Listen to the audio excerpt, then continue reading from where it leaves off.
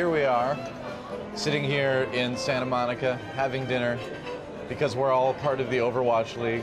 2 years ago, none of us really kind of knew this was going to be a thing.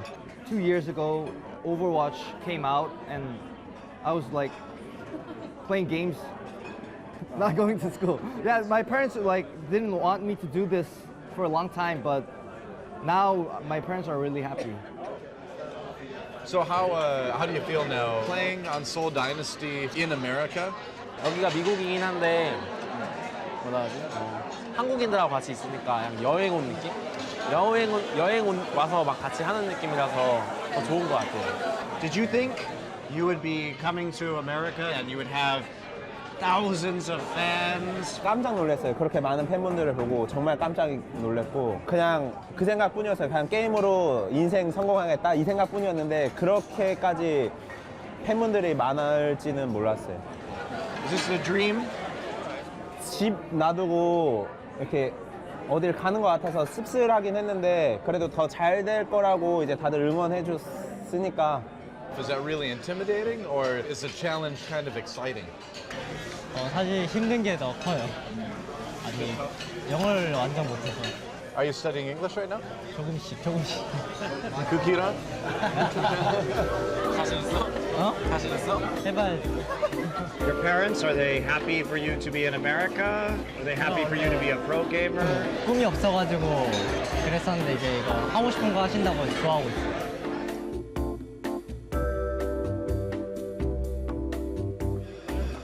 That's huge. 이게 뭐야? 미디엄 레어 맞나? 너무 커. Didn't we come here because you guys wanted pasta? We ordered pasta to share, and the meat. 22-ounce steak? we didn't know it was this big. Let's talk about London, New York. How do you describe their play style? 런던하고 뉴욕은 딱 정해져 있어요. 수비적이고 공격적인 팀. 그럼 우리는 다 잘하는 팀. 먼치킨, 천천히 먹고 있어? 천천히 왜? 너무 많아요. 이거 다 못 먹는다고? 야, 재형 다 먹을 수 있어? 그게 재형 다 먹었어. 대박. 와우. So, Monty and I want to thank you for coming out and joining us. There was a lot we wanted to know about you guys. I'm sure the fans did too. And we hope you had a good time. Looking forward to watching you play a lot more in the Overwatch League. 네, 저희도 이런 자리에 있어서 좋았어요? 좋았어. 네, 좋았어. I have good time. I had a good time, yeah. 완벽해. Yeah.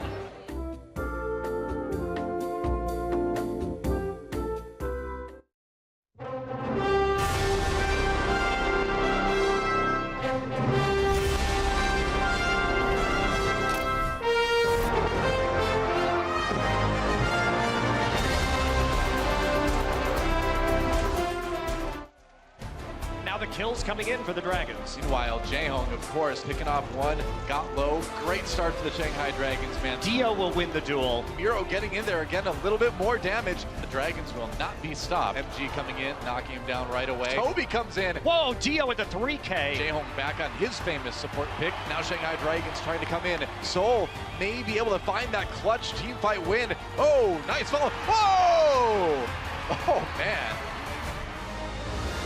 Welcome back. It's week 3, and we are now going into the second match of the day. I'm your host, everybody. I'm Chris Puckett, and I'm joined at the desk once again. We got the full lineup. We got Sideshow, Crumbs, and Zoe at the end. Zoe, great interview with Fury. Well, thank you very much. How do you like watching his diva play? Oh, man.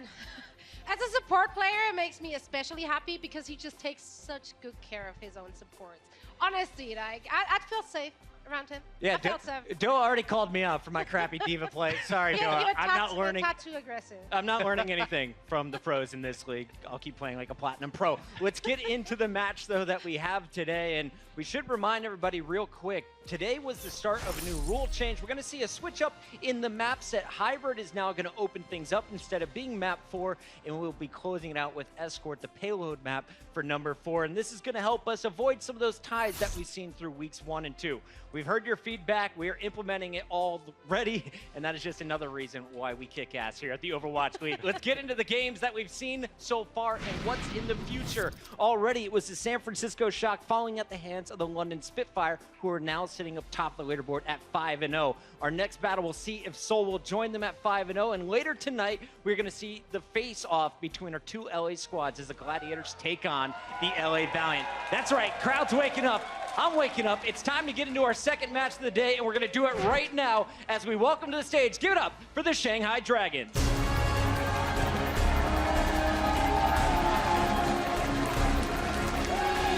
Every single day, the Shanghai squad is working. They're improving. Last week, though, they fell at the hands of Houston and Florida. But what improvements did we see from this team, Zoe? Well, we definitely saw a lot more adaptation, a more strategical approaches starting in their second match in week 1 already, actually, where they came in with a good game plan on Horizons. They played the Sombra Moira and the Tracer mobility combo. They had some really well-executed pincer attacks, which also led to their first and so far only map win. However, last week they really showed up and have high hopes on this team. Sideshow, who are you going to be keeping your eyes on from Shanghai today? It's got to be Dia. That guy had a fantastic Widowmaker performance in the preseason when they played against Seoul, in fact, and did actually give them quite a bit of trouble. I think in general, their tank play has improved as well. So they are coming off a fairly decent Numbani, which was still a loss for them, but it was promising against the Florida Mayhem. So I want to see them come out strong here today. Well, listen, I know what you're thinking. Why would I want to watch the 4-0 Seoul Dynasty take on the 0-4 Shanghai Dragons? Well, I give you 2 reasons. 1, you have a sick desire to watch a team crush another, or 2, you love the underdog story and you want to be there when Shanghai inevitably wins. The question will be, when were you when Shanghai unleashed the Dragons? Or where? Where were you? We're going to find out. Shanghai Dragons versus Seoul Dynasty. I want to see it today. And will they be able to pull off the win? It's going to be tough because Seoul has been on fire. Let's introduce their opponent. Please welcome to the stage, the Seoul Dynasty.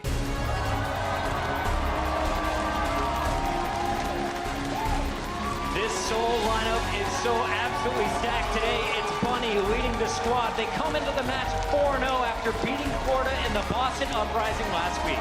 And you know what? Despite their stellar performance, they told me that there were some games in past weeks in which they were not satisfied with their performance. They want to double down on different strats, generally flexibility on maps, and also kind of adding on to the hero pools of the players. And I hope that flexibility means that we get to see the microwave strat come out. We saw the Torbjorn out of London Spitfire. If you don't know what the microwave is, it's the Ana and Symmetra, nano boosting Symmetra and just cooking everybody. You know that Jae Hong has a sick Ana. If we can just add Toby Symmetra to the pool. We haven't actually seen Symmetra. Exactly, it's the one remaining hero. We've got 25 heroes in play so far in the Overwatch League. Will today be the day we see number 26? Sideshow, though, let's talk a little bit about this lineup. Today we're seeing some fresh faces in this starting lineup here for Game 1. We certainly are. We've got Zephyr, Bunny, Wiki. This isn't what you would normally think of as the starting roster for Seoul Dynasty, but for sure they are one of the best teams at adding in these new pieces and still performing at an insane level. Just keeping the core together of Toby and Jae Hong, and then having a few of the older players like Miro there to guide the style has worked so far beautifully, and they've avoided a lot of the pitfalls that others have fallen into. This is week 3, right? We're getting close to the halfway point for stage 1. We know at the end of the stage, the top 3 teams are moving on to play for some serious money. But for today's matchup, watching Seoul versus Shanghai, what are you hoping to see from the favorite team, the Seoul Dynasty? I'm hoping to see not just the continuation of their style with the newest players and being able to still keep up really strong ult economy and stuff like this, which has been kind of what Seoul Dynasty are known for. I want to see little different bits of flavor as well, particularly coming out from Wiki. That guy has a really large hero pool, and I want to see something different than just the Tracer coming out from Bunny. We need to explore these new players from Seoul Dynasty. We love watching the full roster. Zoe, what are you looking forward to? I have a little bit of a crush here, I have to admit it. It's Ryu Jae Hong. I just want to see him going off once again.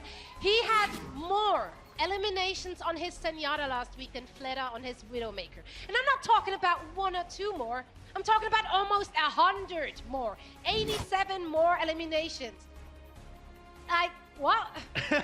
Said now that's pretty good these days. Yeah, he's pretty good. He's doing pretty good. I love watching one of the best supports in the game. That's Ryu Jae-hong. Let's take it over to the Shanghai squad, though. Crumbs, I know you've been a little bit hard on this team watching the VODs, but today, what are you hoping to see from this squad? I'm hoping to see two things. From their side, I want to see Dion the Widowmaker. I think we touched on that one already. He gave Seoul a run for their money, and I think that it's a good strategy, especially for pinpointing the supports that Seoul has on their arsenal, which is Jae-hong and Toby, such a powerful force behind this. But I also think that this team, what they really need is fan support and people that actually care behind their play. And we saw a guy that was wearing a Shanghai jersey on the crowd. A shout out to him, because this is a team that's feeling a lot of pressure lately. And I think that it would benefit everybody greatly if we just have these guys get the things going and start putting up some wins on the board. Let's hope that Shanghai can get their first big win over a Seoul Dynasty squad today. Ladies and gentlemen, make some noise. Are you guys ready to get this started? The Blizzard Arena is ready. Let's send it over to our casters. We got Uber with Mr. X. Thank you very much, Puckett and the desk. And hello, Blizzard Arena. We're back. It's week 3. Now, if you're squeamish, this might not be the game for you, but it might be a good chance to have an academic take on exactly how Seoul like to play this game out. And look, we know Shanghai has struggled up until this point. We're trying to see some progress. We saw some progress with them last week. You know, their dives were a little bit more well executed than we saw in the first 2 weeks of play. The Sombra setup was good as well on that horizon. On horizon, yeah. So expect to see Shanghai come in here look much better than they did the previous week. Maybe give Seoul a run for their money on one of these maps. Have you ever watched Animal Planet, Matt? Or any of like those documentaries? I'm gonna be honest with you, no. I usually just watch, well, video games and then sports. That's about it. So this is kind of like one of the scenes, you know, in those ones. It kind of opens up where there's like a baby, you know, a baby penguin. That's baby penguin. That's Shanghai, right? Just hatched. And basically they're waddling together in a herd, and then a couple tigers start to peek their heads above the ridge, and the music starts to get all sort of, you know. Listen, I don't have to watch Animal Planet to know that it's not good for the penguins when the tigers come. That's something that nobody needs to watch Animal Planet for. Yeah, I mean, I can't really call them dragons. It's probably too imposing in that sort of scenario. But as we fly through the streets of Dumbani, know that the tigers are waiting to collapse upon their prey. Looks like Seoul Dynasty will be on defense here first. Jae-hong will get the play. Anna, unfortunately for the desk, it does not look like they see Symmetra here from Toby. It looks like he'll be playing Mercy here. So, you know, sometimes Seoul Dynasty, they like to run Torbjorn here instead of Mercy and let Jae-hong just play that Anna solo support. And it looks like, I know, pretty thin. You have Bunny on the Tracer, and you're going to get Wakid playing the 76. Pretty straightforward setup here for the Seoul Dynasty, safe to say. Jae-hong, of course, will be able to sit back, provide a lot of that healing from that opposite ledge. It's good to see Zephyr back in here as well, obviously. We saw him last week for a brief period of time. Obviously well known for his flex tank.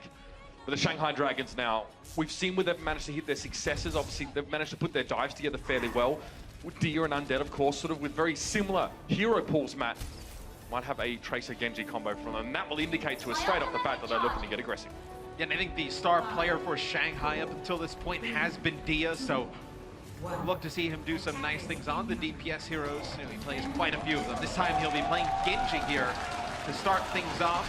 It looks like Shanghai Dragon's going to go with the dive comp here. Just a lot of mobility, able to jump right up here onto the high ground. Okay, it's an early dive. They actually take the high ground fairly early on. Normally attacking teams might move a little bit further up and then jump on the ledge. And they're trying to find Jae-hong, but look how safe he is. Zephyr is just moving back to make sure that the Ana stays protected. And then the Dragons just have to opt to sort of drop to the point and try and brawl out a little bit more. Roshan finally gets picked off by Bunny, and again, that might be a rough start here. Zephyr does get de-suited, but Trisha uses a lot of their micro rockets onto Zephyr now, trying to pick him up. And Dia's in the background getting damage done though. Zephyr's down, and here comes the Seoul Dynasty. Yeah, Shanghai was playing really slow when they got up towards that high ground. They're trying to locate 2 players. They're trying to locate Wakid playing the Soldier 76 and Jae-hong on the island. They couldn't really figure out where those 2 players were. They ended up seeing Jae-hong in that far hallway. They dove him. Wakid was over on the other side, rotated around. See a lot of teams dive towards that high ground, trying to get the 76 down, force him down from the bridge. Maybe you get a support down there as well. Seoul, though, with some great peel coming out from their tanks, Zephyr especially, able to get back to Jae-hong, support him with that defense matrix. They're playing defensive, the Dynasty right now. Obviously, we heard Bunny claim that they can play both an attacking and defensive style. But now, we see an attempt once again for Roshan to get onto the back line, but he was on his own. Roshan didn't even make the jump. He couldn't get up on the edge. And the body grenade definitely didn't help matters for the Shanghai Dragons, and that'll be another one done, if I'm not mistaken now. It's going to be an out of use by Jae-hong, and Miro just found altering in the back line there. It's not going to be a great start. Wakid going to hold onto his tack visor for the time being. It's probably not required here now. He's already found himself that pick on altering. Yeah, and what they do there is the same exact thing, Shanghai, on the offensive side. They go for that top right high ground. Wakid, the same exact play as their first attempt, goes all the way around to the left. He gets the nano boost on the 76. Nobody up there to contest him, because at that point, the two tanks for Shanghai are on the point. They're fighting there. They can't turn around and just fly up. Then they're just going to get pummeled from the players on the point from Seoul Dynasty. They need to figure out where Wakid is. They need to take him out right away. Dia was solo 1v3 on that top ledge that first dive. Didn't quite work out. Roshan either didn't make the jump or got knocked off. It's safe to say that Zephyr could have booped him off with the mech there as well, so we want to give him the benefit of the doubt. But Wakid now might have a chance to go for that tactical visor. The engage has begun again, and Roshan with Primal. Wakid's still trying to decide how he wants to come about this fight. This is a very important guy to be watching right now. Where he sets up will be where a lot of the damage is going to be coming from. But Dia goes down yet again. He had his Dragon Blade to no avail. And he saw Roshan use Primal Rage. He goes all the way to that top left to chase out Wakid, and then he has to go till he feels like all the way through the hallway, pretty much. Then it's going to be the attack visor coming in here from Wakid, putting down a ton of damage. See Roshan just trying to stay alive here. Undead will fall. Roshan will fall as well. I believe Altering makes it out with his life, but he actually used Valkyrie in that last fight. So now for Shanghai Dragons, you're going to make some changes. Undead will play Soldier 76, so maybe you see them go a little bit more for the high ground control in that far left. Try and get that 76 in a position where he can do a lot of damage, but only 60 seconds left here, Mitch. You switch out both your DPS players. You would just use your Valkyrie. You do not have a Transcendence. You're in a very difficult spot if you're Shanghai. I didn't feel great about switching to a 76 in this particular scenario as well. It pretty much guts a lot of your dive potential. Dia obviously needs to access the high ground on his own. They swapped the Tracer player as well, which I find really interesting. Undead dispense with it, so... Okay, we'll see how this works. Zephyr now again trying to keep Jaehong alive. Zushu, going to find Toby, so that is going to be the Mercy down. Perhaps an opening here for the Shanghai Dragons. Zephyr, 2 feet on the ground. An opportunity to go for a self-destruct here. This might be the fight they're looking for. Undead did find Wakid from the high ground. Zephyr trying to get a self-destruct, but there's no one around to really be affected by that one. Miro with that nano boost looking for a target, and yet most of Shanghai are grouped together. Was that a res? Altering gets Roshan back up in the fight. There's a lot of value in that. They're going to need the Winston. See Roshan battling on the point here against Miro. In a lot of trouble. You see all the members of Shanghai Dragons just trying to get back. Freefield needs to stay alive here. He's so weak. The Primal Rage will come out. That forces out Transcendence. And he's not going to be able to get back towards the point. Zushu launches a self-destruct here. It's Roshan on the point, trying to keep this one alive for Shanghai. Opportunity for Dia here. Zephyr goes down to a pulse bomb, and he's brought back up. So they still have the Tracer, the Dragons do. With the 2 reses here, Altering has brought back a tank. And of course that Tracer. This might be an opportunity for Shanghai to make a move. We're keying up on the high ground, and Roshan trying to give the Mercy a bit of a tinkle with a Tesla cannon. They managed to get there, but only just now 2 minutes and 25. And they've got to keep moving along here. They found Miro and Toby to get a bit of stagger. And it'll give them some breathing space for now. And Soul invests there. Valkyrie there at the end of that fight, so the Shanghai Dragons able to take point 8. They will now start moving the payload here. Undead getting close to attack visor. We'll see if he can get up in the high ground and put that to good use. No changes on the side of Seoul Dynasty. They're going to stay with the same exact comp. It's going to be Jaehong getting close to a nano boost. We'll see how they decide to use it. Use it onto Wakid if he has that attack visor up top on the 76, or most likely on Miro. I'm dead now. Attack visor from up on high might be the play here. He's left the payload for the time being, so perhaps a wrap around. That's going to be a nano boost committed. Probably to Miro as it often is now for the high ground. It's going to be the tactical visor from Undead, but no, Diva's going to prevent most of the damage coming through. He gets one though. Jaehong falls, but it might not have been worth the use of that ultimate. No, I don't think so. Pulse bomb together, decent on Zusha, and then Zephyr going to get himself that self-destruct kill. Freefield to back away. Altering won't get away alive. They're going to stagger the Mercy out for an additional 7 seconds or so.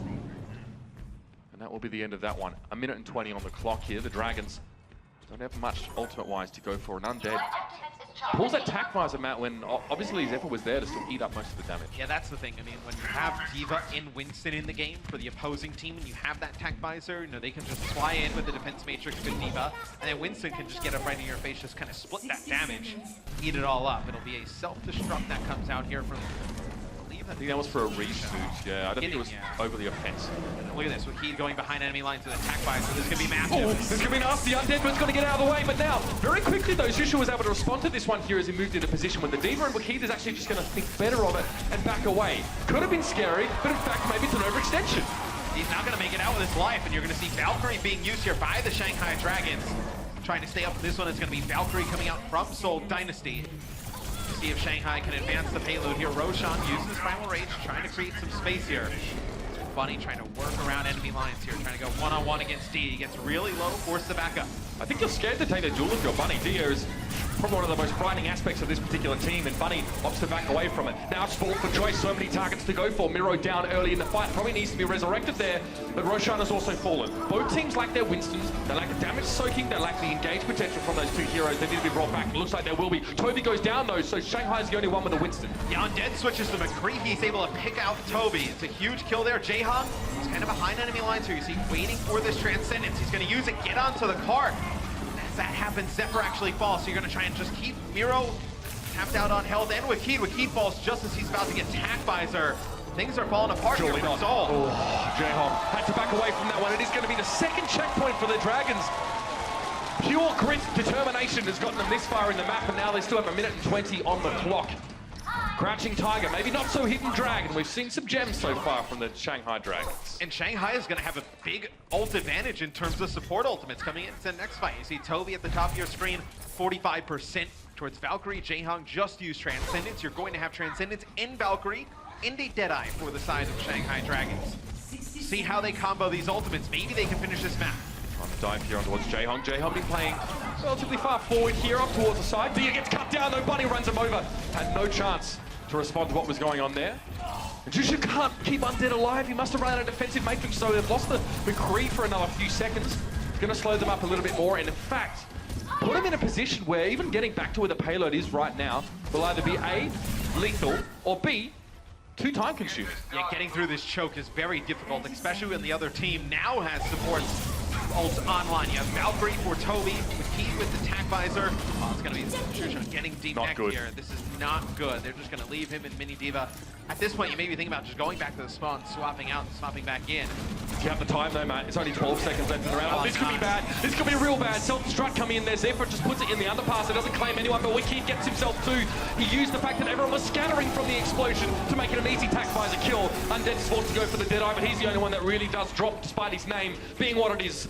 Pre-fill down to Zephyr now. You can see desperately on the payload is Roshan now with the flailing fists. But it's going to be too much, I think, here from Sol. Well, Roshan's using the Prime Rage, trying to stay alive. If Dia can get to the cart here, he's going to get a contest. You have Altering coming in with Valkyrie. He's able to bring Dia back into the fight, and Roshan. Could be an opportunity here. Dia takes down Wakid. Headshots were good. Bunny now just trying to stop this Shanghai Dragons train from building up some momentum. Jaehong's got some space in the backline as well, and he's looking to try and make sure that Diva and Winston don't get up in his face. Sol have had to take a step back here, a pause, maybe start to respect their assailant a little bit more, but Miro's caught Undead there. Primal Rage does net that kill for the Sol Dynasty, and now they're going to be looking for more. Self-destruct on towards Freefield as well. He is now dropping down, and this is Sol coming back in. They're breaking into the fight again. And it's a clean up here, 2 checkpoints, a little bit of distance on top, but that's all she wrote for Shanghai's attack. You see the progress, though, that Shanghai Dragons has made as a team from week 1 until now. You see their dives are much cleaner. There towards the end, when they use the Valkyrie, they get the double res with it, right? But they don't actually kind of use the healing they after don't capitalize much on that. Yeah, they didn't really use the healing. They're just kind of push on through and get aggressive with it, right? Because you thought they just sat back and let Sol just have time to regroup. Well, look, they need to have somebody play the card, obviously, right? But you had your Winston and Tracer alive. You keep Diva on the payload at that moment. Just the healing that Mercy provides in Valkyrie. I feel like we always talk about the double res, how powerful that is, but she's so hard to hit, and then the healing she provides down is insane as well. So maybe have the Winston and the Tracer try and dive a little bit. Jaehong in the back just getting free kills back there. Just landing discords, landing some easy shots. Maybe you needed to play a little bit more aggressive there towards the end with that Valkyrie. Well, we see players like Philadelphia Fusion's Neptuno quite often go for a preemptive Valkyrie in these fights to support a dive or an offensive attempt. And it can be very helpful, but perhaps Shanghai communication maybe not exactly at a premium there. They didn't know who to go for. Regardless, this is good progress on a very long map. In fact, one of the longest hybrid maps we have in the pool. But now Shanghai have an opportunity to try and defend here. So, again, having a couple of those players picked apart, we don't really get to see too much of Bunny and Wakid, getting mixed in a little bit more now. And Zephyr, of course, as well. Well, we don't get to see them in together. Yes. We get to see one of them in with Flutta, and Flutta just kind of... Or Munchkin if he's in there. These games. Or Munchkin as well. Munchkin, a very talented player. Soul Dynasty just has such a wealth of DPS players now. It's insane. Set up here for the Dragons. McCree to start with here. So, again, you've got to respect Sol's dive here. If Undead does get jumped, and we've seen Undead struggle a lot, to deal with the dual threat of Farah and Tracer, but it's a triple DPS comp from Sol. Yeah, we've seen this from them, one of their previous games, a little bit of a different setup in terms of comps. So it'll be Toby as the solo support. Jaehong will be playing Pharah here. So this is going to be very hard for Undead to deal with, right? Because he has to look up in the sky and respect the Pharah, and then he's going to have just Genji and Tracer just diving right in his face. Jaehong sits back now, uses the aggression from his tanks to just give him a bit of space, and now it's easy damage. Roshan forced to jump back into his little bubble there, but the rest of his team's not being protected. Oh, Jaehong gets a bit of damage now with the rockets, but Undead is there. He actually gets a nice headshot on Toby, and 3 kills for him in that fight. Shanghai will not be pushed down so easily. Dead goes big there in that first fight. So you're wondering how he's going to deal with all of these threats coming out of him. Picks up 3 kills there at the beginning, and you know, he's just kind of hanging in the back hallway. So you saw when Soul jumped up, they jumped over towards that top right.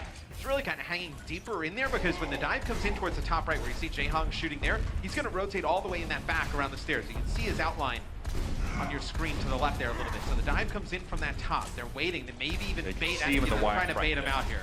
So they want to peek out on the left-hand side. And Jaehong was ready for it, though. He instantly looks across. He does see Undead there. Undead with a cheeky roll, and this is dangerous for Jaehong. He's up in the air. Toby's trying to keep him healed up, but it's a McCree. Damn it! You can't do much about that. Undead takes him down. Plenty of consistent damage available, but Weki's found himself too. Undead and Ultring are both removed from the map. No mercy here in both centers of the work coming from Soul. And now it needs to be a recovery attempt here. Dia managed to find Zephyr, gets the D-shoot and deal with a mini Diva, and Weki's going to have to back out. Soul's going to stick with solo support. They're going to have Jaehong just switch from Pharah over to 76. So now you're going to be not as easy as the target in the sky, right, for Undead to pick you off. You're going to be able to put down some more consistent damage on it, and that's really it. Dangerous for Ultring here. Oh, gets away. Weki didn't have a Swiss strike there. He didn't quite connect the shurikens on it. In fact, he extends into Roshan, who picks him up. Both Winston's finding kills in this fight, though. Shusho being brought back up, and Jaehong needs to respect this. Primary Age Winston, very, very difficult for a 76 to deal with up close. But as soon as he gets out, you can see Jaehong is still chomping at the bit to get into the action. So Aldering has used his Valkyrie in this fight, so you're going to have just Transcendence here available for Shanghai Dragons. Weki will have a Dragon Blade. You're going to get a Tac Visor here as well from Jaehong. A lot of great ultimates coming online here for Soul. Let's see how Shanghai responds. Going to be instant Transcendence now being used. Over on the point by Freefield here, and Undead was trying to go for a Deadeye, but Zephyr shut him down with a micro rocket. This is an opportunity now. Jaehong gets shut down immediately, but it's not going to matter at all. Weki's down there with the Dragon Blade. He's found himself 3, Ultring being the first of those Dragon Blade kills. And there's no chance for the Dragons to break back into that one. Jaehong might be barking out the wrong tree with a couple of those positionings, but again, he did his job. He definitely took a lot of that attention away while the Dragon Blade was going nuts. It's so difficult to defend in that position for Shanghai, because what do? Do you put all that emphasis on getting Weki out of the action when he has the Dragon Blade, or as soon as you hear that Tac Visor, everybody just looks up, because you have to get Jaehong right up in his face, or else he's going to take you out. So really a no-win situation there for the Shanghai Dragons. Coming into the next fight, Roshan will get very close to primal range. They have a pulse bomb as well. We can see what he does with that Dragon Blade in the instant replay. That Genji ult can be so devastating. Very clean style he has, isn't it? It's very satisfying to watch. Miro a little bit too close, Undead. Been a consistent thorn in the side of the Dynasty so far with that McCree. Again, keeping himself safe and delivering that consistent damage. Oh dear, will he have a chance to resuit? Oh, Shusha playing it very close, but he does get back in the mech. This will force Weki away. But brazen as brass to try and go for that resuit in front of a Genji like that. And here's where I would like to see Shanghai get aggressive. When you get that D-Mech, I want to see them push on through, right? Because you can get to that corner, really push the other team back. So Undead is going to be able to take out Jaehong. With the Deadeye, it's going to get res right away. Freefield will take out Bunny. Right, would have really, I see now I want to see Shanghai get aggressive. They use the Transcendence, push the cart, dive in deep, don't just play on that payload. Jaehong very late Transcendence. He clearly thinks they can win this fight 4v6 if I'm not mistaken. We'll see if it's going to work. Backs away, keeps his team alive for the time being. It's mostly tanks though. They're at DPS now. It's just starting to come back into the fight. Wakid is returning. Zephyr finds Diva though. It is automatically resurrected, and Jaehong all of a sudden decides to play the long game here and back out. But they're going to press forward now. Soul Dynasty have been really relentless here, Matt. They want to keep pushing up. See, Zhucho's on the payload on his own.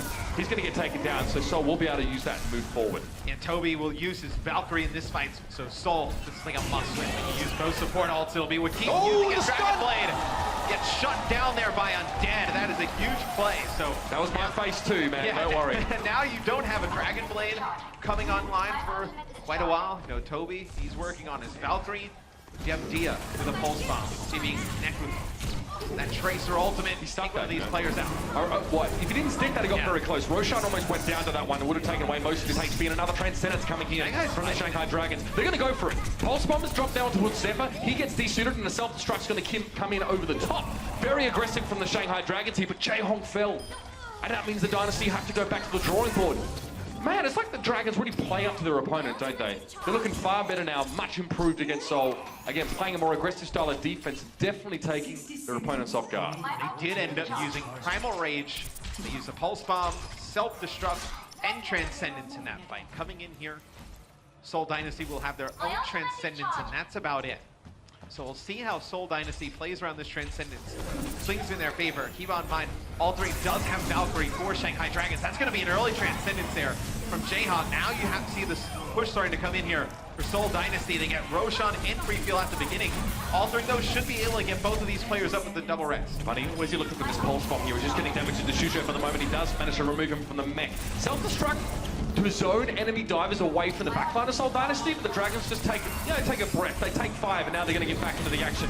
Bunny drops into a heck of a lot of damage, and this McCree from Undead is causing problems. Bunny's looking to try and cut him out, but you can see a little bit of space to do a heck of a lot for a McCree. But Jaehong's there. Undead falls. That's another one!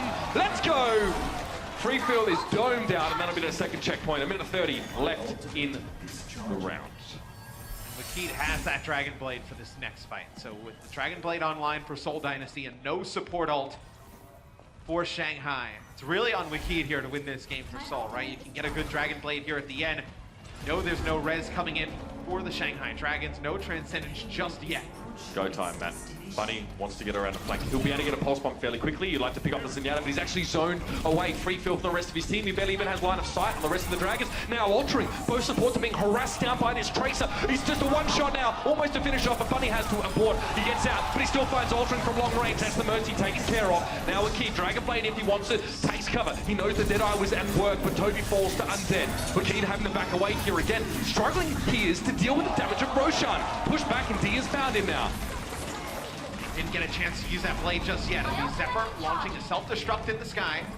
30 seconds left here for Seoul Dynasty on offense. It'll be Zephyr getting D-Max here. Shanghai. Oh man, in a good position here, Mitch. They're gonna get very close to their own Valkyrie here. Dia with a Pulse Bomb. Maybe we see Dia pick up an early kill here. So Wakid still with that Dragon Blade. Did not use it in that last fight. This is astonishing. They made 10 seconds left in the round. The Shanghai Dragons in position to win it here, to win Mbani, to take a 1-0 start to this series. Well, the road to glory begins here, Dragons. Let's see what you've got. It's going to be a pretty staunch defense now. Looking for Roshan again. Wakid, like you said, needs to win this game out. He needs to find that Dragon Blade, but Miro goes down first. That's not a good start at all. All of a sudden, the Shanghai Dragons defying expectations, defying all the pundits. Coming up strong in this fight, but they've got more to do.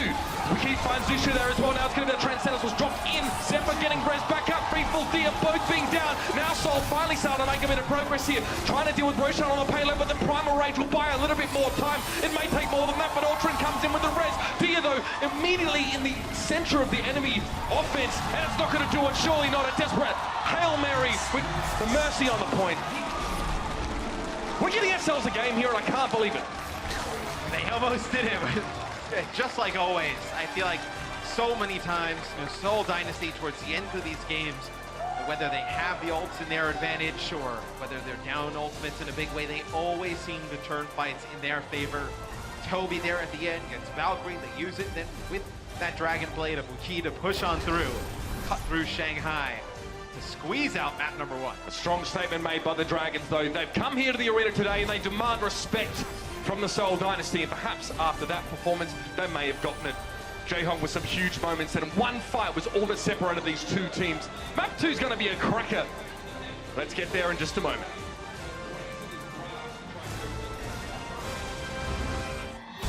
The Overwatch League is brought to you by Intel and Omen by HP.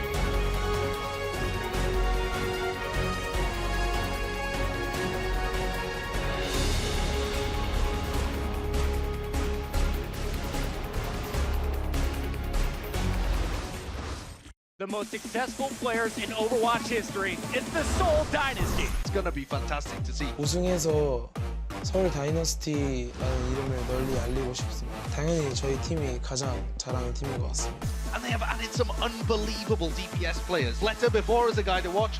팀이 가지고 있는 목표 또한 우승이죠. Blink and you'll miss it. Seoul will take the series. 게이머들이 최고다고 생각합니다. 성적이 보여주는 것 같아요. This team, it has a fantastic core and base of teamwork. 개인 목표는 역시 세계 최고의 플레이어가 되는 게임 목표 역시 세계 최고의 팀이 되는 것입니다. So many stars on this lineup. 팀을 위해서 제 목표는 당연히 우승이죠. 우승을 위해서 모든 것을 할 거고 많은 지원을 할 겁니다. You can see the discussion there, you know, saying that we are the best team in the world. Our record and history speaks for itself. And for the Seoul Dynasty, that's not wrong. They're 4-0 right now, playing up against a 0-4 Shanghai. But Matt, something interesting is brewing here. Yeah, you know, during that break, we get all the great stat cards that the production team puts together, and it was interesting. We had Freefields and Jaehongs back-to-back, and it just kind of, Freefield doing a ton of healing on the Zen for Shanghai Dragons. The damage not as high, and I feel like with so many great Zenyatas in the league right now, you see Jaehong stats, you know, the damage is almost like 2,000 more than the side of Shanghai Dragons Freefield. So I think you look at those two players, right? Zen is such a damage dealer now in the support role, so to speak, because you'd rather have Mercy do a little bit more of the heal, get Valkyrie a little bit faster. It's an evolution that we're seeing, isn't it? Yeah, Zen, you know, with the Discords, could just be such a damage dealer, you know, and provide so much extra damage for the whole team. That you see these teams with, you know, great Zenyatta players, and they're able to deal a ton of damage. You can think of, you know, Jaehong, obviously, for Seoul Dynasty. You have Jonak on NYXL, Raucus as well for a team like the Houston Outlaws. When you have these Zenyatta players who can do that much extra damage, it makes it so much easier, it just enables everybody else. And if you watched last week, or you actually got to see that match between the Seoul Dynasty and the Dallas Fuel, this was one of the more interesting maps of that particular series. And we know that Seoul in the past would like to play up on the high ground and play with a very defensive comp. I expect it to be pretty similar here. Now, there's no substitutions for either of these two teams. So more interestingly, Seoul are not bringing any of those extra players in. So, you know, we don't have the likes of your Flatters and your Munchkins here. We might not need them. It might even be, you know, someone like Bunny to step up, who's a player, by the way, that we only really see play Tracer. But if we get to see him on that Widowmaker, that'll be a bit of a treat. Yeah, I think for Seoul, I think you'll probably keep this lineup all throughout. Get Miro back in the lineup. I believe he was sick. That's why you saw Kuki a lot the previous week. So you always keep Toby and Jaehong in. You get everybody else a little bit extra run in this series. You know, get them, I don't want to say like up to speed, right? These guys are so good, but it's a much different environment playing in a scrims to playing on the stage. So vastly so. I think you get these guys a little bit more practice. For Shanghai last week, the only sub you really saw from them that was interesting is you saw Roshan come out and MG came in. They tried, you know, having both of their flex tanks play at the same time, and they had one of the flex tanks play main tank. But it seems like they've, at least through the first two games, settled on keeping Roshan in. Yeah, well, I think it was Shusho and MG playing together. All right, so we are going to have Bunny on the Widowmaker, which is super interesting and a bit of a treat for us. Wakid is definitely the Junkrat player, you know, on maps like this. So no surprise to see that. Ooh, hello, Roshan. Just some warning shots being laid into it, but you can see his health bar. The Shanghai Dragons are really going to be pressed to keep his health up. So we're actually going to have Dia on the Genji, not the Widowmaker, and Undead will be playing that role. I never really know who's going to be playing what between the two DPSs on this. So here's where Shanghai may run into some problems. You try and dive this high ground, and they're just going to go to the other side. So they have Wakid playing on the opposite high ground. They're just going to exchange places here. Leave Miro up on top. It's going to make it very difficult for Undead to get any shots off because everybody on Seoul can play from that right-hand side ground. And Widowmaker for Shanghai doesn't have a great opportunity to pick anybody off. But Miro here is behind his own shield. Oh, I guess he got hit real hard by Bunny there. But you can see again, if the Shanghai Dragons are going to come around that way, it's going to be two lines of defense that the Seoul Dynasty are going to have. So they've actually been forced to drop at least onto the low ground, Matt. That's something. Yeah, but they're so split, Shanghai. You have Altering and Shusha over towards that left, towards the Seoul Dynasty spawn. You have Freefield working on Zenyatta up on high ground by himself. So really they're split up here. They're trying to force some kind of action onto the point. Very difficult. They don't have enough damage to break this shield from Miro. Now the dive comes in on top. Miro can't do much to help the rest of his team, and in fact, he's swamped immediately by all these Shanghai Dragons players. First casualty of the fight, but Dio's responded onto when he finds him there with a concussive fire, and it might get a bit ugly from here, because Miro's been brought back up. Now the Riptide coming around to seal the fate of Altering. No Mercy involvement in this fight, and I believe it should be Seoul now comfortably taking it away. But for Shanghai, you did force Seoul Dynasty to use their Riptire and their Valkyrie. You will have both support ults for the Shanghai Dragons coming in. How hard do you think it is to force the Junkrat to use his tire? Not too difficult at all. I think he wants to use it, right? I mean, I think we saw, when some teams play like quad tank against Junkrat, like Junkrat's got his ult like in the first like 30 seconds of game, so. It's got like a lower cooldown than his mines. Good time. Pretty much. So now you see Shanghai Dragons trying to set up, push up top here yet again. A lot of pressure on Bunny. He'll back out. Altering will use his Valkyrie here at the beginning of this, so he's going to have all the healing that the Mercy can provide in the double res. Double Transcendence there up on the high ground. Dia's brought back here by Altering. They're going to need his Dragon Blade in a couple seconds when he can get that one ready to go. Wicked also crucial for Seoul now on that low ground. The Junkrat's been brought back but goes down as soon as he was recovered. Now the Dragon Blade time for Dia. You can see him over the top there. He's going to be looking for Toby and has found him. Bunny's going to struggle as well just on the Widowmaker, and Dia's cracking this one open like an egg. Opportunity galore for the Shanghai Dragons here to take this first point away. First of all, in that first fight, they managed to shift the Dynasty to the low ground, and eventually they managed to use that to their advantage. Nicely done. I was going to say, in that first, initial attempt, not this one where they take point A. In that previous one, they did a great job of forcing Miro down from the high ground on the Orisa. What saved Seoul in that fight was Mercy's Valkyrie able to bring up Miro back in that fight in the Riptire. That time, both of those ultimates not available for Seoul Dynasty. Well, Wiki just blows up Dia at the beginning of this, so Shanghai will have to wait. But once they forced Miro from the high ground, yet again, they had both support ults there, the Shanghai Dragons, and they had their blade, and they're able to close the fight out. Now for the next moment or so, Shanghai Dragons are just going to be assessing the setup here of the Dynasty. Miro went very low. Miro definitely the more aggressive between himself and Kuki, I think, in this team. He really likes to try and jump into those backlines. But Roshan now is trying to pave the way so that Undead can actually have a decent sight line here. He's forced away immediately. And Mashusha going down, missing that Diva. That's 50% of their hard engaged tanks missing. So they're going to have to wait here. Is Zushan back in the fight? You see Zephyr playing on that high ground, gonna wait potentially if Undead gets on that top arch. Just peeking, seeing what's going on. And then Bunny has known that Dia is pushing that right-hand side, and it's actually interesting, they caught it there for a split second. They had Miro going from one side, and then they had Bunny coming from the other, just trying to force Dia into a tough spot there and a little bit of a pinch. That's gonna force Dia to back all the way out. Zephyr there just hoping to boost his opponent off the high ground. It seemed to have worked, at least Zusha dropped to the lower ground anyway. Zephyr considering a self-destructive of his own now because the fight has begun over on the point. Micro Rocket's doing a lot of damage and Wiki's got a bit of space to use here. Miro back. Again, that's a lot of value in HP returning to the fight, but Roshan also is resurrected in similar fashion. Riptire, Wiki was forced to use that one there to make sure Zusha didn't jump on him, and now the Transcendence from J-Hong. So there are being ultimates drawn out of the Dynasty. There is respect to play here.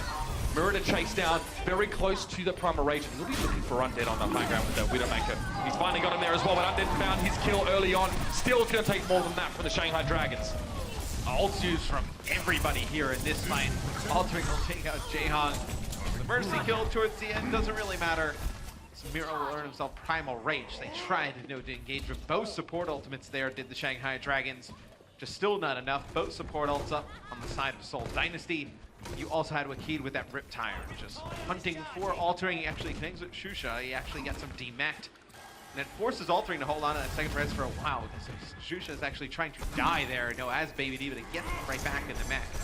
It takes a while for him to ultimately end his life. Yeah, Wakid almost has 70, so he has 77% of his next Riptire, so it's been one per fight at this stage. So he doesn't mind using it on just getting rid of a Diva if he gets to stay alive, but Toby gets sniped out. He's taken down by Undead. The McCree actually just peeks in with a Peacemaker and finds an important kill, but Bunny responds. Undead and Free Filler both dropped to him and Dia. He's trying to make ends meet over on the point. There are some big bodies, some big tanks up there. Dia was trapped for just a moment, but he's able to break free and continue to fight. We keep standing just above them on one of the platforms here, and the bubbles are making it a little bit hard to get that consistent damage done. The Shanghai Dragons didn't quite have the gumption on that point to continue fighting. I think maybe Undead maybe extended quite deeply for some of those kills. He did find Toby. It takes more than that. Yeah, but when he kills Toby, they're not in a position to make a push. And they decide to push anyway, and it's just Miro and Bunny jump right onto Undead, and then who do they find? They find Freefeel all alone on that right-hand side. They jump him right away as well. You had both supports and Diva for Seoul Dynasty on the point. You weren't going to just plow through all of them with that much healing, so see if Undead can get another pick. He gets it on the J-Hong. Let's see if they can actually capitalize on this. Losing Dia so early might not be the play. You can see the attempt. Undead finds a Riptire. Even used a flash for that extra little bit of damage on it. And now to chase down. Needs to connect with Bunny, but Bunny's going to be crouching here. Still gets him though. That'll be it here again. Shanghai, again, losing one player at the start of the fight on this map makes it very, very hard for you to win it out. The rest of his team were already regrouping. The Dynasty have had a lot of time to sit on these support ultimates. There's a minute, 7 seconds left in the round. The Dragons have to go pretty soon. So the Dragons will make changes. They'll have Undead go to Tracer. Dia will play Genji here in this setup. Do you have your Valkyrie? Have a pause here. So we'll figure out what's going on. Refield getting very close to a Transcendence. So you're going to have both support ultimates online for the Shanghai Dragons. We'll see how they go about this now with this dive composition. I like with the change from Shanghai because you weren't capitalizing on the picks that Undead was getting on the McCree. He was getting one, pretty consistently at the beginning of these fights. You just were not able to dive in and take advantage of them. Again, there's always a risk as well using McCree on this particular map because, again, the extent of his escape potential involves a very short roll, about 3 feet in any given direction. Of course, it gives him a bit of a reload there. So, again, it can be very, very tough when he gets leapt upon against a tank like Miro, who likes to, even defensively, be very aggressive and get on top of you. I mean, just think about how difficult it is to play McCree on this point. The chokes are so small. You have a Junkrat on the opposing side, and you have a Winston and Tracer, so there's nothing you can really do, right? Because the Wakid on Junkrat's just spamming the different chokes. He cannot walk in. He's a very slow character, McCree. And then you have Winston and Tracer just jumping on you as well. Well, back in the game here. So already Shanghai have decided to get this one started up. See Miro being aggressive, always trying to get into that back line here. He is that kind of player, trying to bounce away from Dia, but Dia getting a bit of extra damage. He's going to force that primal range out from that Winston. Altering has used his Valkyrie in this fight, and that's allowed him to bring back Roshan. One more reason in the chamber. We'll see if it gets used, because Jaehong just speeds himself onto the point. The Zoom Yanik here, giving that healing with the Transcendence. Wakid getting very close to a Dragon Blade. So now that both support ults were used for the Shanghai Dragons here, you're going to see Toby use his Valkyrie, bring everybody back up. And he was holding on to that Dragon Blade. One, in case things got dangerous, then he would have used it as soon as they knew they were going to win that fight. After both support ults are used by Shanghai, he holds on to it. Oh, actually, they don't know that altering is sitting in the corner. Look at Mercy just hiding here. Again, he has no Valkyrie, so the value of altering on this pick is definitely diminished. A couple of switches here for the Seoul Dynasty, so Toby going to go towards Diana. They're more than happy just to switch it up. Time just got away from the Dragons there, unfortunately. And that last fight, I mean, it didn't seem like the last fight because there wasn't a lot of suspense around it. That's because, obviously, losing your Winston so early in that fight for Shanghai really hurt them. They did go for the Valkyrie Resurrect to try and get him back into play, but after that, very little went the way of the Dragons there. Whether it was a mechanical issue or something else, they lost that fight so hard despite using both their support ultimates. And they didn't have a great opportunity at the beginning, of point B to really snowball it, like take control, because they have, I believe, Shusha gets picked early on the D.Va, he gets demacked, then they lose Dia, diving in as Tracer, so they have to wait for an extended period of time. And at this moment, they're still playing Undead on the Widowmaker, so they're not able to provide him a lot of space to get anything from the top arches. They end up playing McCree instead of the Widow. They still can't get anything going because the Junkrat and the Winston Tracer combination on Seoul Dynasty. I would have liked to see them switch that dive comp a little bit earlier, put more pressure, get to the point as a team. Here's a bit of Dia's work so far in this map, and we've seen him highlight on so many different heroes, but the Genji display was excellent. This was really what won them that first point. And I would have liked to see after this. Undead did some good work with Widowmaker on point A. Go over to Tracer. When you see Dia putting in work there on the Genji, you're trying to coordinate the dives. That's what they were trying to do, because as soon as they would play for the picks with the McCree and get one, they would try and dive right in right away, but you don't have mobility with your Zen, and you don't have mobility with the McCree, so you're really just sending in your Winston, Mercy, Tracer, and D.Va in there against everybody. The Junkrat on the other team is able to just blow up those characters, take them down, chunk their HP rather. So how do you want to see them play around this McCree then? I feel like McCree is in a very weird spot to play around right now, right? Because you have such the prevalence of dive compositions. He can't get out of the way. He has, you have to dedicate a decent amount of resources to keep him up, right? You're going to put your Mercy right there. Your Mercy can't heal the Zen while you're trying to keep the McCree up, so you're kind of giving up one of these two heroes. I would have liked to see them just play dive, because they had a lot of success with dive on Numbani. They should have just gone with a hero. We know that they have that interchangeable hero pool, the Genji Tracer. They're both Dia and Undead. They both can play it, yeah. Now Dia, again, Dia was famous for his McCree. This is what made him really famous back in the meta that saw Nano Boost actually give you a speed boost as well as the damage mitigation and damage boost. It was a meta that we call the Beyblade meta. Basically, you'd get a Reaper, you'd get him up to his Death Blossom, he'd get nano boosted, he'd be really fast, he'd get Death Blossom, then you'd bubble him, right? You give him a Zarya shield, so that literally no one could do anything about it because there'd be a Reaper in your back line in seconds and you couldn't outrun him. I loved it. Yeah, so basically, Dia's team, Vici Gaming at the time, actually showed a really strong response to that by running McCree as well, and also running Mei. So two heroes that can control space a bit better, but Dia's McCree was legendary. Legendary, but Undead to be on at this time, and we've also seen him be very good.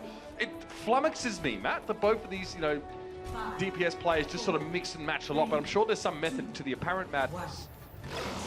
They have great hero pools. They're both able to be interchangeable. We see that's a sign of a lot of the successful teams thus far. You know, both their DPS players able to play Scan or Projectile. For Seoul Dynasty on offense, Toby playing Mercy, Jaehong will play Zen. They're just going to go straight back. He playing Genji and Bunny playing Tracer. Right now, they're just kind of poking around the corner, just trying to get vision on where all these players for Shanghai are positioned. Look at how Miro's jump actually provoked Roshan to drop up to the high ground as well. Seoul haven't engaged yet, and yet they've been sort of forcing their opponents' moves. Undead gets melted. That's what happens when he closes the gap against a McCree. He might be a stylish gunslinger, but he needs to have a lot of room. He is a loner by nature. That's where he succeeds against the enemy team. Susho getting desuited now, and that's going to be pretty comfortable here. Shanghai haven't finished the map themselves, so this might be a quick foray here. If Seoul can take this first point and move along, which it looks like they will. And you see how Seoul Dynasty, they take out a few members, and then they just kind of back out a little bit, reassess the situation, then come on in, clean up the rest. And it was a beautiful setup. Miro jumps up to the high ground. They actually had Wahid playing Genji come from that mega health pack up the stairs, just dash right through Undead. Able to deal with the McCree right away. I feel like now this is the really hard part for Shanghai. Okay, Undead switches. I was going to say playing McCree here on point B would be very difficult, but yeah, you're looking at it. I'm looking at it too. You have Dragon Blade and both support ultimates here for Seoul Dynasty. Perfect. This is just what I need. If they go quickly enough, Altering won't have his Valkyrie to use either. Altering desperately trying to get up to 100% on his ultimate. I think he'll get there at least and have to bring Undead back because he's already gone down. Altering, he needs to use this one now. He gets a resurrect, but now Freefall gets chased out. Both support ultimates from the Shanghai Dragons have been forced out, and Jaehong still has his Transcendence now to use after his opponent's one has expired. Wahid now getting plenty of damage done here. Roshan falls. Susho getting deseated here, trying to go for a self-destruct. Shanghai will extend this fight though. Altering does have Valkyrie, brings Roshan back into the action. Jaehong going to use the Transcendence here as well. So Seoul Dynasty feels like this is a fight they can definitely still win. Undead getting plenty of healing. Actually, he's very close to his own death blossom, so this might be the opportunity for the Dragons to snap this one back in their favor. Jaehong going down to the micro rockets isn't also a good sign for the Dynasty either. And Toby down, so both supports. I'd like to see Undead hold on to this death blossom and not use it because Shanghai have managed to win this defensive fight pretty handily. They win it. You know, on the downside, when he uses the Dragon Blade at the beginning, does enough damage throughout that entire fight to build up towards another Dragon Blade coming into this one. So now that you know there's no support ultimates for Shanghai, you're able to use this Dragon Blade, Pulse Bomb, and you have a self-destruct a little bit more freely. Undead though, with this Reaper Death Blossom, I feel like they need to get Zephyr out of his mech before you see it come through. Then that's when it can deal a ton of damage. Jaehong just weaves a Discord orb in there on towards Roshan. Again, such a good understanding of where you can play safety on that Zenyatta. He's probably going to wrap around the left-hand side. Dia's down. They've already lost their Tracer. Not a great start for the Dragons here, but definitely recoverable with a Resurrect. Wahid drops back. A Dragon Blade in this fight again. He'll be looking for it.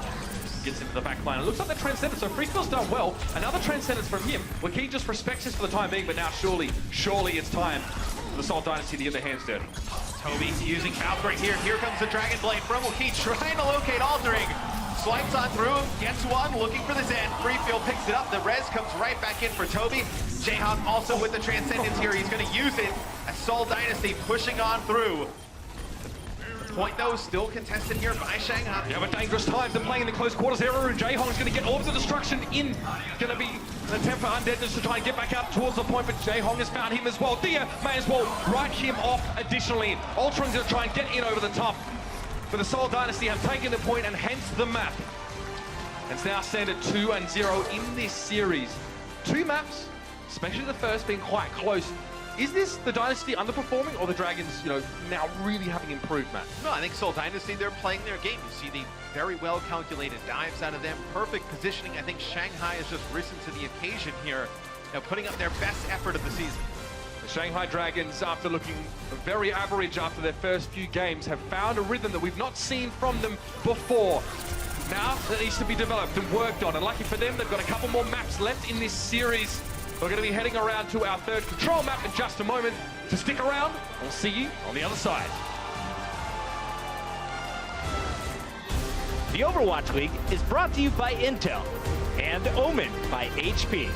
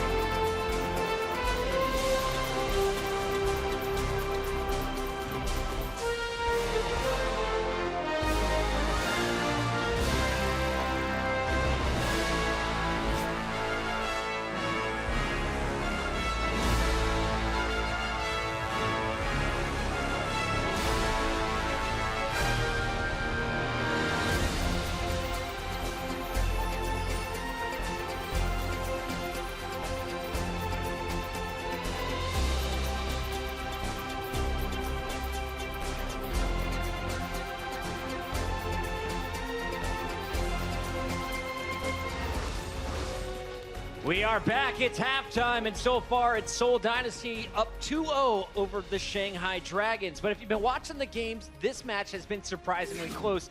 The Dragons were 0-4 entering the match. Meanwhile, Seoul Dynasty has not dropped a single match. So coming in, we all thought this was going to be a one-sided affair, especially on a map like Numbani, where we've seen Seoul be so strong. But as we take a look at the opening attack, the general highlights here on Numbani, we just got to point out what was going well, and it all starts with the supports here. This was the weakness of the Dragons. Altering was on point with his Mercy. It seems the whole team was protecting them a little bit better as well. Yeah, Numbani, we saw them have a good performance against Florida Mayhem, and they seem to have built on that. They are looking pretty decent on this map. Undead had a really strong performance. His individual play is right up there right now. And Altering, as you were saying, increased in what we were expecting from him. They got so much value out of these Valkyries. And they've showcased that they're willing to experiment and become more flexible, especially Dia. We thought this guy was going to be the entire hit scan player, switching over to the Tracer a little bit more consistently. And then the Genji eventually, right? He was supposed to be almost like an aim botter when it came to aim. Projectiles weren't his thing. And this is a team that's recognizing, okay, here's the weaknesses, here's the problems, let's shore them up. Players stepped up in every single role, and it's very impressive to see how far they've come in how little time. I think one of the most impressive things of today was this crowd. You guys were getting behind Shanghai. You cheered for them on point A. Even the overtime, the fans here in the building were counting down. It seems that Shanghai's slowly starting to evolve a bit of a fan base here in LA. But there's one guy that has always had a strong fan base, and that starts back at his Apex days. Ryu Jae-hong has been going off throughout this series. In Sideshow, we have some clips from just his first game of some of his best moments. Yeah, Jae-hong was absolutely on fire. He started it off by 1v1ing Dia when he pulled out his Dragon Blade. Misses the sleep dart, but still hits him. Biotic nade into the second one, taken out. Wait a minute, he's got the Mercy helping him out the whole Sure, time. yeah, he absolutely does. But still, you wouldn't expect the support line to be able to deal with a Dragon Blade in Genji that much. But that kind of comes from Shanghai Dragons not supporting Dia as well, and it allows Jae-hong to have these moments where he just goes huge, because the game gets a little more scrappy, because Shanghai, although they look improved, are not quite as clinical as some of the other teams that we have in the Overwatch League. They're developing to that kind of level, but that's a playground for Jae-hong, and he goes wild. And he was amazing on the Zenyatta throughout. Ana has not been in the league very often. If she is being played, it seems like it's Ryu Jae-hong with control of her. How does she fit into the meta right now, Kurt? Well, obviously right now she's still struggling because Mercy's being so popular, but Ana is a hero that every single ability is game-winning. The Sleep Dart can win a fight, the nade can do the same thing, and so can your ultimate. So this hero under the right hands with right timing and accuracy is just so devastating times 3. Yeah, it works so well on Numbani as well, because the defenders have a high ground advantage, so you can stay kind of safe. You don't need to have as much of your team peeling for you on Ana, and when you get people in your face, you can get those biotic grenades, and it works out excellently. That first game was very tight, and I think it was a wake-up call to our Seoul Dynasty squad. But going into the second map, it's Temple of Anubis, and once again, it's Shanghai with a slow start, but eventually they're able to capture point A. Sideshow, you're going to walk us through this one. What did we see in our second map? Yeah, so I've got a Telestrator replay here that just illustrates how the Shanghai Dragons were approaching this. So here we go. You can see that as the Shanghai Dragons have attacked, they've come all the way around the left-hand side, and they're going to go for a really long flank all the way up to attack the post that the Seoul Dynasty have set up here. And that, because they've left Undead behind, that allows for a big sightline over here, and also allows them to have a two-pronged attack. So Bunny recognizes this, and he's dropped back on the Widowmaker. He doesn't want to challenge Undead directly, because he'll get flanked by the rest of the team. So as the rest of the Shanghai Dragons come around this left-hand side, you'll see that their aim here is just one thing, and one thing only. It's to have a fight where Miro is knocked off the high ground, because you need the Mei to boost Miro into that position. So as soon as he goes down, there's no recovery from that. He can't get back on the high ground. So they dive. They're trying to push Miro off. He stays alive a little bit. Zephyr gets a boop on him. They manage to demech Shushu here. And Roshan actually dives super deep at the end, is able to cause a lot of ruckus in the backlines, and eventually Miro gets pressured by Dia, who eventually dies and drops off. So the important thing there, though, is that Miro falls off the high ground, and it sets them up for their next fight. And the next fight for the Shanghai Dragons actually is something that is a concept that a lot of teams are struggling with, which is making sure that you use your ultimates to win your fights when the other team doesn't have them. So you go in for the drive fight, you get the enemy with Mercy ultimate out, and then you use your own. And that is what I think the Shanghai Dragons was doing very well in this series, understanding the timing windows that they had and keeping track of the enemy ultimates. It's so important, but it's such a simple thing that you might overlook, but it makes such a huge difference to understanding the timing windows as to where you can actually attack. And this is what that fight is, right? You see that the tire comes out, the Mercy ultimate comes out, but Altering has 90% on his. Sure, he dies, but the purpose of this fight is not to cap. It's the next one. And of course, it went to that second point, and this is where Seoul was able to once again hold so strong. Ryu Jae-hong on that Zenyatta. You saw some great play from Toby so far on the Mercy, but let's talk about DPS versus tanks. You're moving into the second half. You're the Shanghai Dragons. Who do you need to put your focus on first? Ooh, I think at the moment they're in a situation where they need to start tank busting. So instead of focusing on diving deep into the backlines, where Dia's had a little bit of difficulty, but Undead's had a lot of success, if they work around Undead's McCree, when Seoul Dynasty go aggressively into them, they'll be able to get flashbangs off and really focus on taking out Miro and Zephyr, or whoever gets fielded for this next game. We have Oasis coming up for game number 3. Let's talk the keys to victory here for the Shanghai Dragons. What composition do you use? We've seen double hit scan come out from the DPS players in the past. We've seen Undead running on the Widow or the McCree. What are you hoping to see from the Dragons going into our third Well, map? if we see the Dragons revert to their previous style, we could see the Lucio come back. We know it can work in some points in Oasis, but right now I think that they're probably likely to stick with the Winston and the D.Va, just a very standard composition, because they're trying to catch up with the meta, right? There's a team that was struggling a lot to even keep up. Now, I think that they're just going to run the exact same thing that most teams are running. You have the McCree maybe the Pharahs every once in a while. Hopefully we get to see D actually bust out the Pharah, because that could be a very successful pick if combined with a good Tracer. I'm hoping to see some more Roadhog. Let's hear it from the crowd. Do you guys think Shanghai can bring this back in the second half? LA believes it's possible. We will find out after this short commercial break. Don't go anywhere. Seoul Dynasty versus the Shanghai Dragons continues in just a few. The Overwatch League is brought to you by Toyota. Let's go places.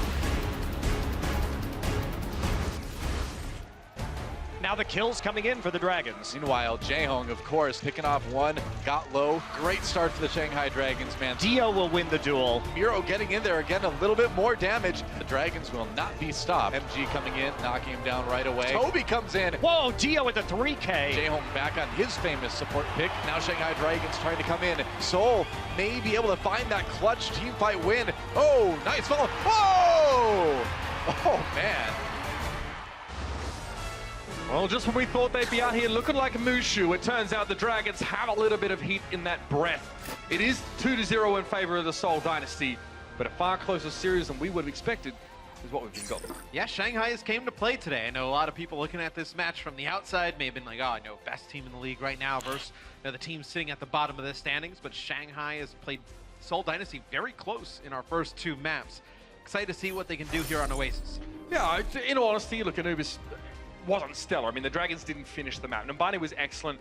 Oasis might actually be even closer than that. There's going to be no substitutions for these two rosters as we go in, but again, as we talk about, Oasis is very much more of a map where you can rinse and repeat a few times, you know, far more focus on ultimate economy, far more focus on the mechanics of executing dives and team fights. It's a more fundamental brand of Overwatch, perhaps doesn't require so much, you know, detail in terms of setting up timings, and that's why it's going to be fun, even in an illustrative capacity here, just to see what the gulf is between these two rosters. I feel like for the Shanghai Dragons, it's the first series where we've really seen Dia and Undead both play quite well. It's usually, you know, been Dia up until one or the other, right? Yeah, one or the other. This is the real, you know, first time we've seen both of their DPS players really step up. You know, it's just now, can we get everybody on the same page? If they can, I think this is a team where you see the potential with them, where they can rattle off some wins. An important one here. Again, this is where I would expect, if this is the team that everyone bigs them up about mechanically being good and just, you know, tactically not being as solid, this is where I'd expect to see that shown to us. So there's a lot to be seen here. I don't think we'll be seeing Symmetra out of the gates, but Moira would be fun. She is, you know, hero we've seen thrown in the mix a couple of times. Again, going up against D.Va kind of limits your capacity, but this is a comp I don't really think we've seen much from the Dragons.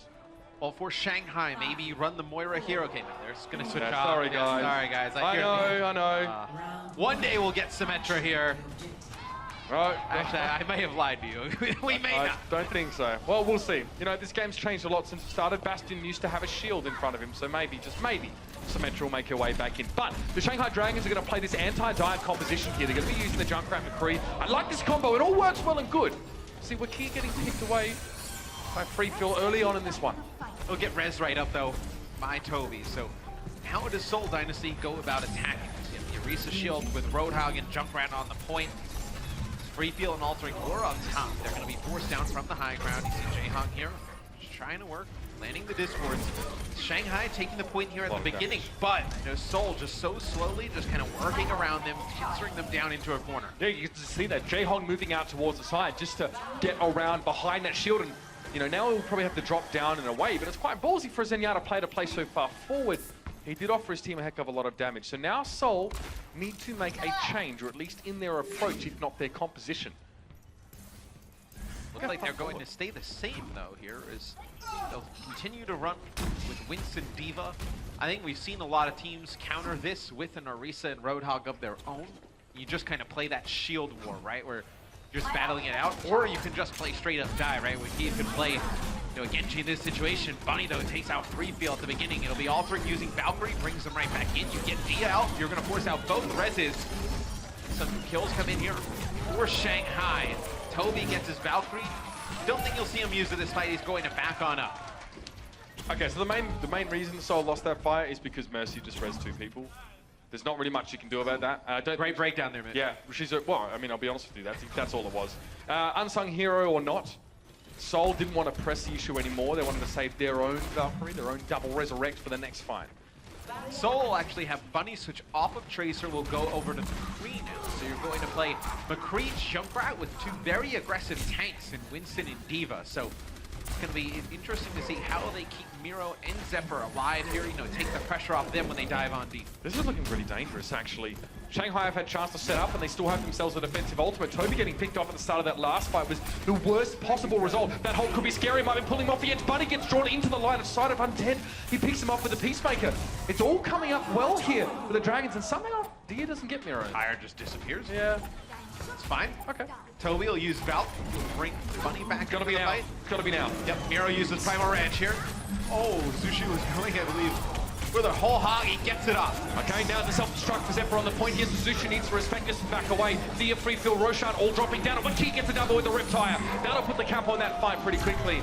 So, wait till the end of the round to get control of the point, and that's all well and good. Problem being, they used 5 ultimates in that fight to stop them from losing the round. Shanghai just needs to be aware of where Bunny is going to be with this Deadeye, most likely up from that high ground. They have a good combination here. You have Roshan with the Supercharger, the Orisa ult that'll give damage boost to everybody around him, and then you have Free Fill also with Transcendence. So you have a ton of damage, a ton of healing in terms of ultimates here. You're also going to get your Valkyrie here with Altering, getting it online. So you have both big support ults. Shanghai should be able to win this fight. Freefield will use the Transcendence here to get them on the point. Bunny can still get some good damage and kills through that Transcendence. He forced it out with a couple of shots, but they've allowed Shanghai to move up and take the point. They've lost Jaehong. That needs to be res. Bunny, oh man, he pulls the trigger at just the right time. He takes down Undead. The barrier that was in front was taken down. Roshan wasn't able to protect his team properly. Now Dia's Riptide at forward. Freefield has found Wicked off from the side. Bunny now needs to lift up. The McCree flashbang comes in, but where is Soul? This is super unconvincing from them. And the Shanghai Dragons take the first point here on Oasis. Soul looked listless and unsure. They had to invest so many ultimates, did Seoul Dynasty, to get back to the point to swap it in their favor. It's that great combination of Transcendence plus Supercharger. You also have, McCree and Junkrat, two heroes who already do a ton of burst damage, right? Now when they're getting healed up constantly by the Transcendence. It's that first pick, though. Shusha actually connects with a hook onto Jaehong, grabs him down from the high ground. You lose your Zen early, and then especially with those large targets that they have with Orisa and Roadhog on the plane without the Discords, it's very difficult for Seoul Dynasty to plow on through. We had this conversation earlier in the week on our recap show, Matt, and we sort of talked about dive versus anti-dive, and it looks like the Dragons really managed to make it work. You said, what team was using dive against this composition, I think? You were trying to use that example, but here, Seoul tries to dive into Shanghai's anti-dive. They get cut down, so I honestly, while Shanghai might be looking better, this doesn't look like the Seoul that we were seeing last week.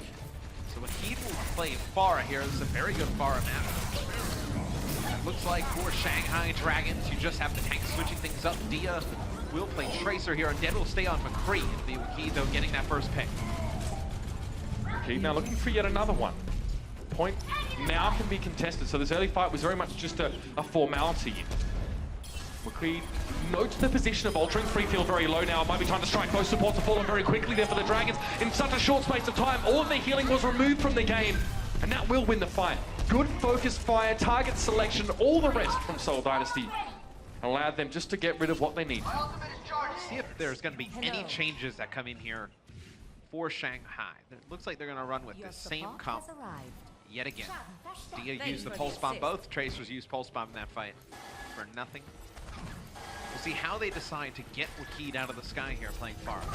Shanghai have played a stronger McCree in the pocket than Dynasty have thus far, I guess, in this map. But now they're going to be dealing with a Pharah Mercy that needs to be shut down by them.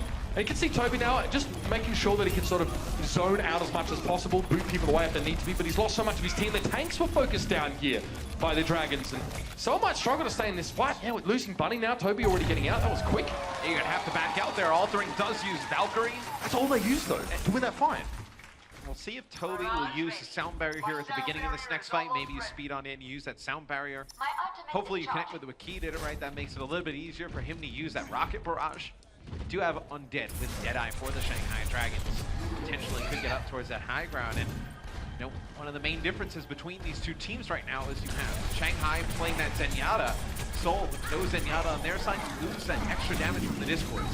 Undead there. A barrage of rockets around him, but it came from his own D.Va, just trying to protect him now. Primarate wins in flight. That could have been deadly for Undead, but the grenade or the flashbang keeps himself alive for the time being. Toby there delivers a bit of his own brand of damage, and Undead isn't able to stick around through much of it.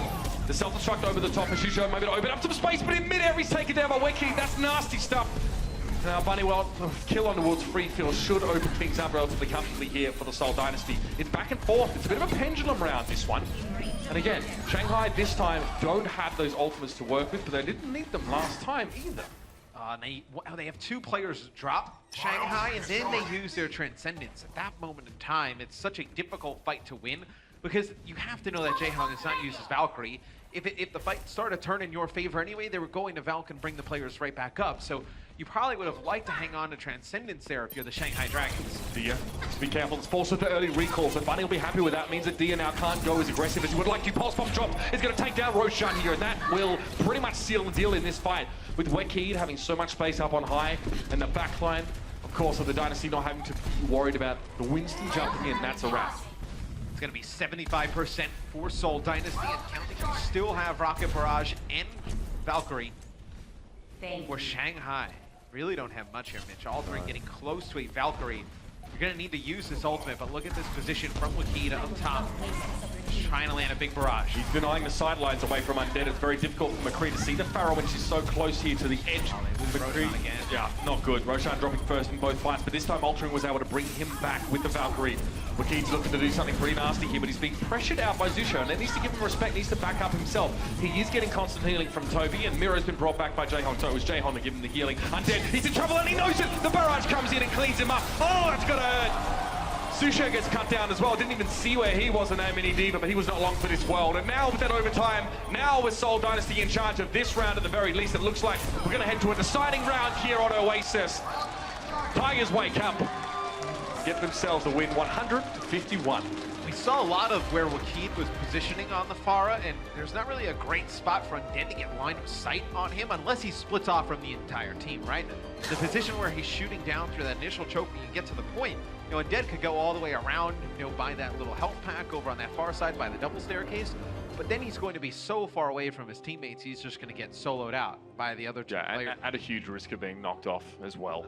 So what I think Shanghai needs to make a little bit of an adjustment here is they need to send Shusha on the Diva at Wakeed a little bit more if he's going to play the Pharah, right? You can get Diva up in Pharah's face, maybe just force Wakeed back a little bit. We did see Shusha attempted that at the end of that round. You see he pulled up in front of Wakeed, and Wakeed just sort of boosted away. He went down about 80 HP, but was getting healed the whole time by Jaehong anyway. So maybe a little bit more committing to that engagement and getting rid of that Pharah. It just buys Undead some actual space on the McCree to actually make a difference. Definitely needs a bit of freedom. Undead, though, maybe ostensibly a better map for him here. The verticality is less nasty for McCree to deal with, but now the Dragons want to dive in, or get dived on, should I say. The Altering and Free Feel can take it down very early on, and now Seoul, again, finding their rhythm a little bit more. This is where they get to make more use of Miro, get aggressive, even if they are in a defensive position. And you see the stats from Toby there, and he's been playing Mercy a lot during this patch. I bet you he can't wait to play Lucio all the time. Yet again, one of the best, if not the absolute best Lucio player in the world. First time I saw him, I think it was late 2015 when I was in Shanghai. It's the first time I saw Dia play, actually. And that was when no one really knew about Lunatic High in the West. They didn't know just how strong they were, and they showed up big time then and have continued to do so. Although they lost to Rogue in the final of that tournament. Fun fact. Anyway, Toby controlling the high ground now. The boop up just to make sure he's king of that castle. Looking for Dia, who's again using a lot of those blink charges to try and stay away. That boop actually stopped Dia, pretty sure, from accessing the back line. And that's beautiful stuff. The gatekeeper Toby there making sure the Dragons don't have any opportunities to get aggressive. And that's kind of the benefit of playing Lucio here. Yeah, Dia's super dead. There's nowhere he can go. And that's the benefit of playing Lucio here. For the side of Seoul Dynasty is that he's a little bit more self-efficient, right? It's not like Zen where if the Tracer gets onto him, you have to get some kind of heals from the Mercy. Like if the Tracer jumps on Lucio, it's just a boop away, speed, run back. So much peel that you can provide to your supports as well. Back when we had the Lucio, Ana was a thing. Obviously, it's easy to keep those Anas alive by forcing Tracers away. With that boop, obviously less of an issue here because Altering doesn't need as much protection. Speaking of Altering, though, he does have the Valkyrie, as does Jaehong. This is where the Shanghai Dragons need to break back in. Their pulse bomb was dropped, but not close enough to Undead to take him down. Now Bunny looking for Roshan, get some extra damage into the tanks, and it seems like everyone's responding to the same call. It's going to be the barrage committed to deal with the big Winston. Wakeed's forced to back away, and Jaehong's providing him healing. As Wakeed tries to stay safe up on high. And a lot of ultimates invested by the Shanghai Dragons here. They need to get onto the point and take this fight because they use both support ults. Here's the first one that comes out for Seoul Dynasty. It'll be Jaehong using the Valkyrie, so he has the double res. The clock just still building up. 88% and counting. That's going to be a big kill from Undead. He gets Bunny and Wakeed. It'll be Wakeed that comes right back into the fight. Toby takes out Dia here in a Lucio versus Tracer battle. That's big. It's going to allow Jaehong to push on forward, get Bunny back up. So Seoul Dynasty at full strength here, 99% on the point. Gonna be tough to come back from this one. Only a couple of tanks left and not a heck of a lot of damage here for the Shanghai Dragons. Shushu now trying to get aggressive towards Wakeed, but we haven't seen enough of that particular behavior from him in this match. Now Wakeed now as well. His opponent does get resuited. Roshan is there. He's hoping to catch them all in perhaps one big old barrage. But Seoul can really dictate the flow of this one. There's no ultimates left on Shanghai Dragons. They've been switching up to try and make sure they can get back to the point. Ultimate economy is not a thing, nor is them winning this map either. It's pretty much a 3v6 on the point there for a very long time. It was Dia and both tanks for Shanghai. Now they use all these ultimates, Mitch, and they almost like pull back with them, right? And they just allow Seoul, in a contested state to just gain percentage on the point. They need to just push on through. I would love to see this Shanghai team go back, watch the VOD of this, because they are very competitive in a lot of these maps. They just need to push on forward and really get a lot of impact from these ultimates. And Seoul, of course, looking slightly less lethal at the moment, resting some of the starters from their roster, but still able to put together some impressive maps like this one. This sends us to 3-0 in the series. There's one more map around the corner, and let's see how it pans out for the Dragons and the Dynasty. The Overwatch League is brought to you by Intel and Omen by HP.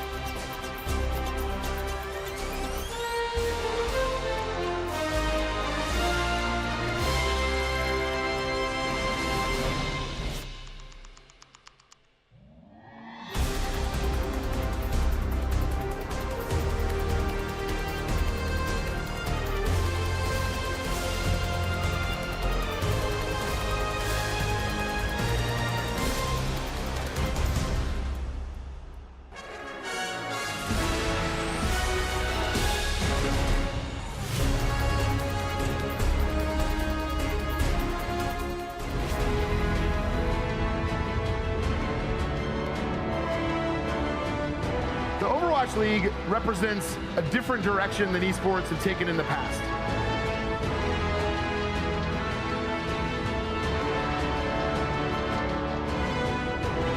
A global community of professionals for a truly global league. To jungle out here in the Overwatch League, ladies and gentlemen, sometimes some teams just aren't able to cut the mustard up against our greats like Seoul Dynasty. However, the Shanghai Dragons have actually shown us a higher level of play than we're used to seeing. So it's a pleasant surprise to see this series being much closer than was expected, not only for us as viewers wanting to see a higher brand of Overwatch, but also for the Dragons, who we know have been working their butts off to try and make this competitive. Yeah, look, a much different Seoul Dynasty roster than we see in a lot of different matches, right? No Fleta so far, no Zumba coming into play, and we've seen Kuki in a lot of their matches as well. They're running Miro the entire time here. So I think, look, you look at that, Seoul obviously playing a different team, but Shanghai has played much better. They have definitely risen to the occasion here. I think it's just more aggression. I think if they were just a little bit more aggressive, I think they'd be able to take some of these fights, pick up even some of these kills, staggering their opponents a little bit. you would see a big difference in terms of their results going forward. And these two teams played each other in the preseason on this particular map, and we actually saw, who was it? It was maybe Undead on the Pharah, or there was some Pharah play actually coming out from the Shanghai Dragons, and it managed to take the Dynasty by surprise. Unfortunately, the Dragons still lost the map with only, I think, just that first checkpoint and almost towards a second. They did run out of steam, you know, just outside of the Lamerico power plant there. But when we first saw them, we thought it would be a wash even back then, and it was less of one than we expected to see. But again, I'm returned to this point. It definitely feels like Seoul are allowing, you know, the Dragons to take a little bit more advantage of them than they otherwise would let. You know, it could be maybe the communication still building up here. You know, obviously we've got Zephyr, you know, Bunny in the mix as well. Maybe we see him probably a little bit less, and Wicked obviously is more of a specialist that gets thrown in here. So I don't know. I'd be interested to see sort of what the talk is on the desk and about this match, but the Shanghai Dragons are looking much better. Yeah, bad part for Shanghai is that you still have Toby and Jae-Hong in the game for Seoul Dynasty. Those guys such difference makers in terms of supports. And I think Shanghai, we kind of hit on it. You know, again, they played great in this series up until this point. We'll see how it goes here for them on Dorado. But I would love to see from them is to really kind of come out with a style that they can fall back on. And we talked a little bit about it on the recap show. It's like, is dive the way to play? I think, you know, in terms of, you know, trying different things out and then having something to fall back on, I think dive is the thing you should fall back on. I think in Shanghai State, you need to get really good at dive before you experiment with some of the other stuff. Yeah, absolutely. You got to walk before you can run, yeah. I guess, in some senses. And Shanghai needs to be able to show that level of proficiency with a dive composition early on. They're going to do just that to try and start things off, though. Roshan deep, but far too much damage and not enough healing for that man. Wiki was able just to throw multiple of those concussive mines in. And the splash damage was real. Again, the Junkrat makes it very, very hard to get in safe with your main tank and hit the back line. It's interesting strat there from Shanghai. They had pre-field play Lucio there at the beginning, give a little bit of a speed boost, try and come up that side stairs and go around. You know, maybe they knew the tanks were playing up on that close building. You see where Miro and Zephyr are right now, try and get around them, but good adjustments there from Seoul Dynasty. They take that first fight. There's an adjustment here as well. The Dragons are playing a little bit safer, and they're not diving straight onto the far ledge. In fact, they just head up to the top of that first building to get towards the main tanks of the Seoul Dynasty here. So they're learning. You can see the cogs are turning. Digger's locked into a bit of a battle with Bunny, but Bunny fancies altering as an easier target. Digger needs to shut him down, but altering does fall. Good focus from the Dynasty there to remove the Mercy from the picture, and the rest of the Dragons will soon follow. So we don't get a chance to see it here until the end, but Dead playing the Pharah, he's actually in the 1v1 against Jae-Hong. No Mercy healing Jae-Hong. Jae-Hong just sitting up on that high ground, and he's able to stay alive on through it. Just do enough damage to just keep Undead away from him as a non-factor. That's huge, because in the rest of Seoul Dynasty, you can focus on the fight that's going on the payload. In all fairness, Jae-Hong is being healed up there, but not the entire time, yeah. So it's a pretty strong position, and it's a hard one to break. Ideally, the Dragons want to try and draw Toby out of position from healing Jae-Hong to healing a main tank. Then they can switch their focus and try and hit the back line. But right now, the Seoul Dynasty are giving a little bit of progress here. Self-destruct thrown in. Miro doesn't choose to use a Primal Rage to knock people into that one. So perhaps they're just trying to zone or do something similar. Undead, yeah, that's going to hurt. Vertical concussive mine to take him out there, and he's going to make sure Altering doesn't get an easy resurrect. Altering's hovering, he's looking for it, and he's managed to bring Undead back into the fight. Jae-Hong also brought it into the fold once more. Do have the Valkyrie that comes out from Toby. It'll be Bunny landing a pulse bomb on a Roshan. There's Undead using a rocket for Roshan. That's filthy. As Australian, I believe Junkrat is a fair and balanced hero and a great representation of the fact that we like to break stuff, so it's good. As my fiance being Australian, I would agree with you. That's the safe bet, isn't it, mate? I can always get away with it. I always take the safe way. Okay, so again, Seoul set up on that building. So Zephyr and Miro, the first line of defense. Mobile enough to get back to the rest of the Dynasty if they need that healing, but also, you know, potent enough in their damage potential to dive upon Altering or any fragile player on the side of the Dragons here. It's an aggressive defense. Wiki now again, trying to throw some damage into the tanks, but they're trying to force him out. That's a lot of healing. The Transcendence is going to actually protect the Seoul Dynasty from a heck of a lot of this devastation. And now the Riptide is going to come through. It's trying to burn a bit of rubber, but where is Wiki looking? That's a great question, actually, because right now we just see him drop onto Zushav. The rest of the damage is kind of done by his team anyway. Jae-Hong in a 1v1 against Dia. He had some help, and he'll clean him up. Gets help there towards the end. Now for Shanghai, you're in a really tough spot. You see where the payload is. That is not great progress for the Shanghai Dragons. Dia will switch off of Genji. Will go to Tracer here. Undead is switched off. No, from Pharah previously. Refill almost got there. Yeah, Freefield does have his Transcendence. Would have been huge for him to stay alive. Okay. See, Soul playing quite close together makes them quite susceptible again to AoE damage, i.e. the same that Junkrat could provide, but there isn't one on the side of the Dragons right now. There is, however, an attempt at a Primal Rage from Roshan. So he's trying to push in, but look at Jaehong. No one's paying attention to him. He's got so much room. There's not much shielding down on the low ground. Jaehong needs to be able to keep the healing going, but his team are falling. Zephyr gets desuited, and Roshan's going to make sure he pursues that target to his demise. Wakid's back. There is an opportunity here for the Dragons to get to that first checkpoint, but you can see that Soul are stalling them out every step of the way. Miro has himself a Primal Rage too. And Toby still has another res, I believe, here. So it's going to be Miro using the Primal Rage. He's going to get back towards the payload here, just trying to contest. Roshan still advancing the payload for the Shanghai Dragons. Miro and Toby will fall. So Shanghai should be able to keep moving the payload on. Yeah, they're good. They're good. They're going to get that first checkpoint and keep this match going. A bit awkward. I mean, Miro Primal Rages and then drops down into a Diva's self-destruct and gets stunned. So most of that 1000 HP got stripped from him pretty quickly. What I thought they were trying to set up is for Miro to just play the cart for a while, because Toby still had that second res. Potentially fall, get res, and then use Primal Rage. Then you would have contested so much time that you would have had Zephyr and Wakid coming off the spawn. Dia there just getting cut down to 40 HP before he could even properly start the fight against Jaehong. His recall was forced out. Miro on the low ground here, they're just trying to stall the payload. You can see they're just sitting on the payload to force the Dragons down. The Dragons know they're very limited on time, so as long as Soul just sort of prevent the cart from moving, it's always going to force Shanghai to drop down and deal with them. There's no way Toby was getting away from that one. Dead Eye, Dead Moth. It's interesting that Shanghai is playing McCree Tracer towards the second stage of the map, because there's no way either of those heroes can get over towards that high ground that Seoul Dynasty is going to have on the defensive end.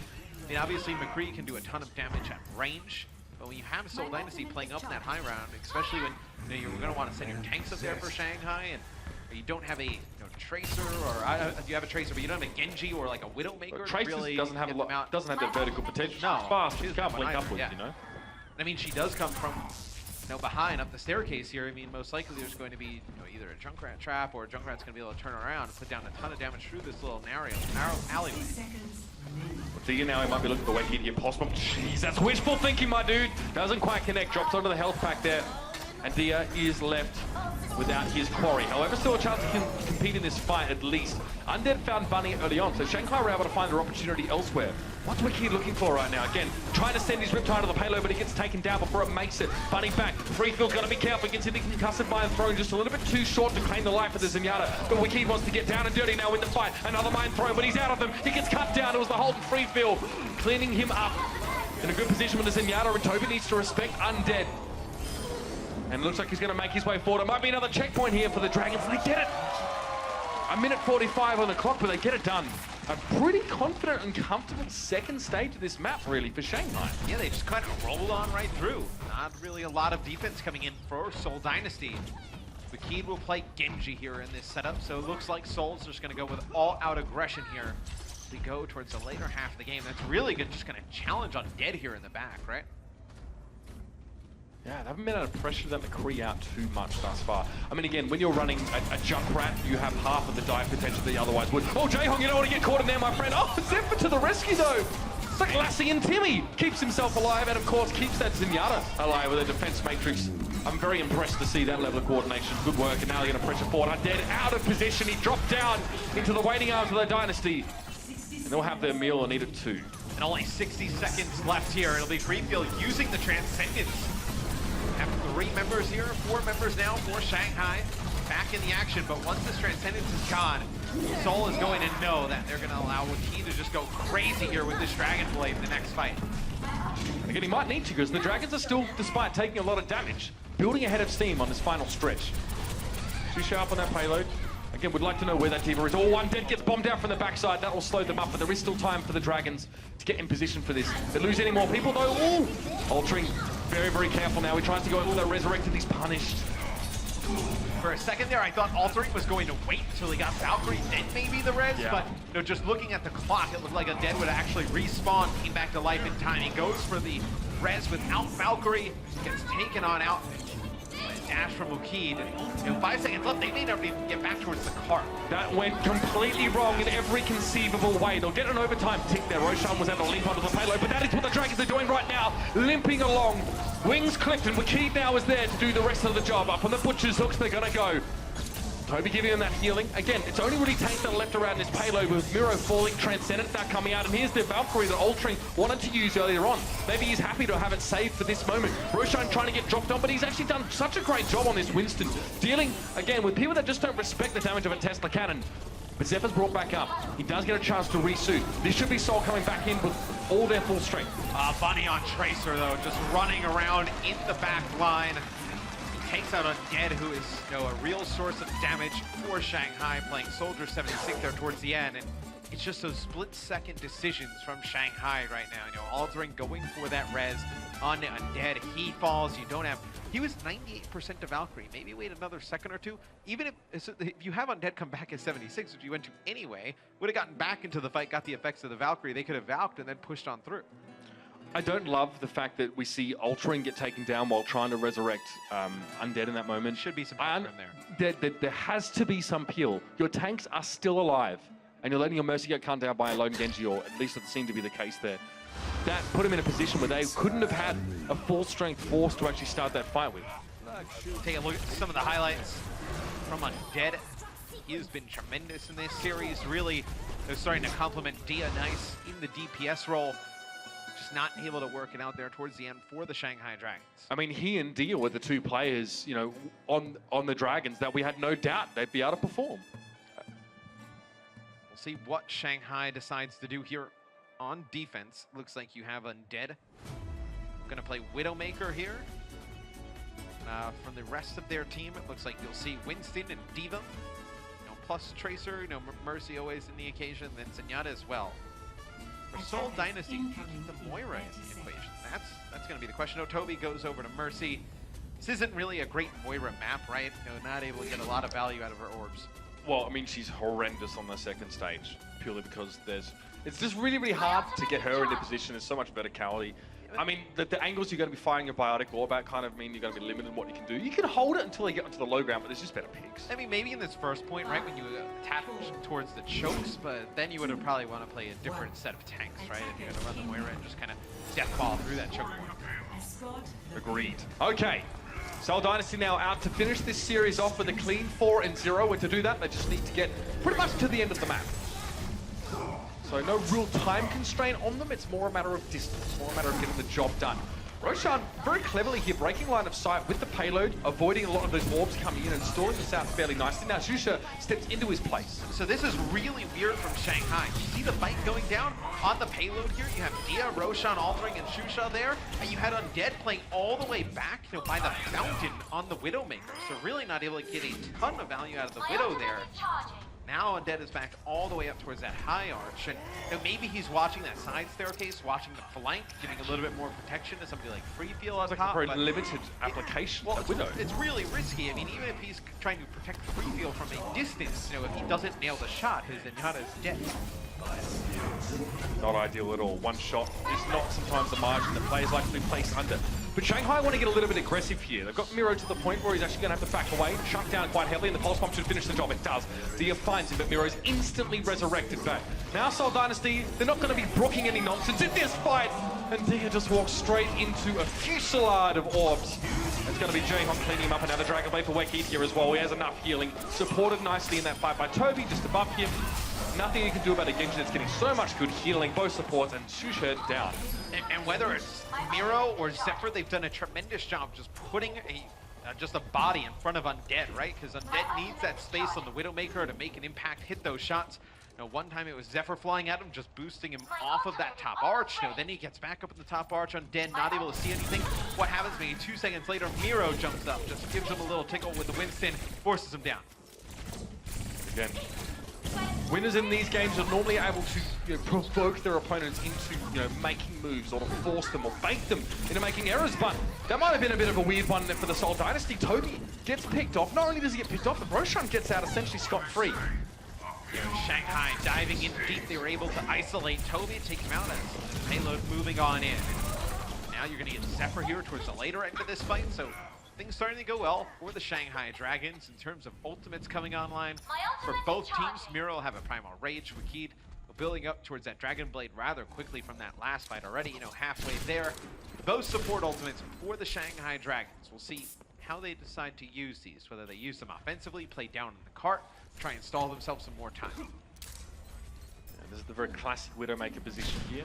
Very easy to break line of sight for the enemy team, and if they've got a Widowmaker at large, which they don't. This is probably why Undead's feeling a little bit more confident, but dropping down on a low ground like this is definitely a ballsy play. Of course, the hook's on a lower cooldown these days. We can get up. He almost claimed his own life there.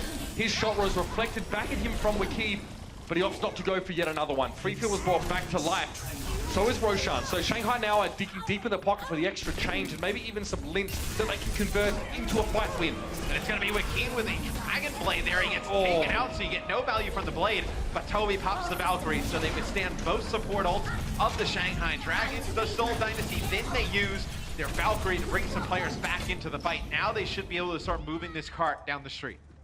Zephyr and Wikid are up on that one. You can see the rest of the Seoul Dynasty are playing a bit of a vanguard role. Getting up front and making sure the Dragons, if they are going to be allowed outside of the Lumerico complex, it's going to be at a cost.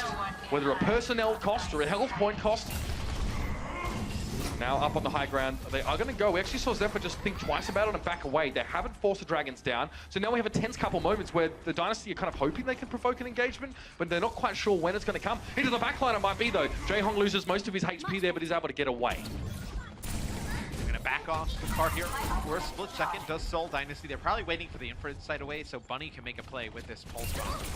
You know, he's trying to just work. He knows exactly where Freefield is located, playing Zenyatta for Shanghai Dragons. So trying to get a pulse bomb onto these supports, trying to get a pinch here. There it is. They get a good dive onto the supports. Doesn't stick him and is taken down by Undead. He gets 2 quick kills there. Both Wikid and Bunny being out of the picture here. Toby almost has the Valkyrie. He might want to rush forward and try and win this fight, but perhaps discretion is the better part of valor. And they'll opt to go for one more. That was big kills by Undead. Now that looked like a fight that potentially could have went in Seoul Dynasty's favor. They got the setup they wanted. Miro and Wikid at the same time as Bunny collapsed on the supports. They only get Freefield. Undead hits 2 big shots. Then they just res Freefield right on up like nothing ever happened. So now coming into the next fight, Shanghai, they do have their Valkyrie and Transcendence, plus most likely Dragon Blade on the table for Seoul. Again, Seoul were held very close on the map of Numbani as well. So we've seen the Shanghai Dragon play some very good escort-type play styles. Bunny going down early again. We haven't seen too much of Undead and Camera in this round, but you got to know that Widowmaker is always going to be a factor, especially when Souls are in an awkward position. That payload's in the underpass, and they need someone to push it, but pushing the payload any further makes you very vulnerable to the opposite balcony, which is where Undead is set up. That's why I like this.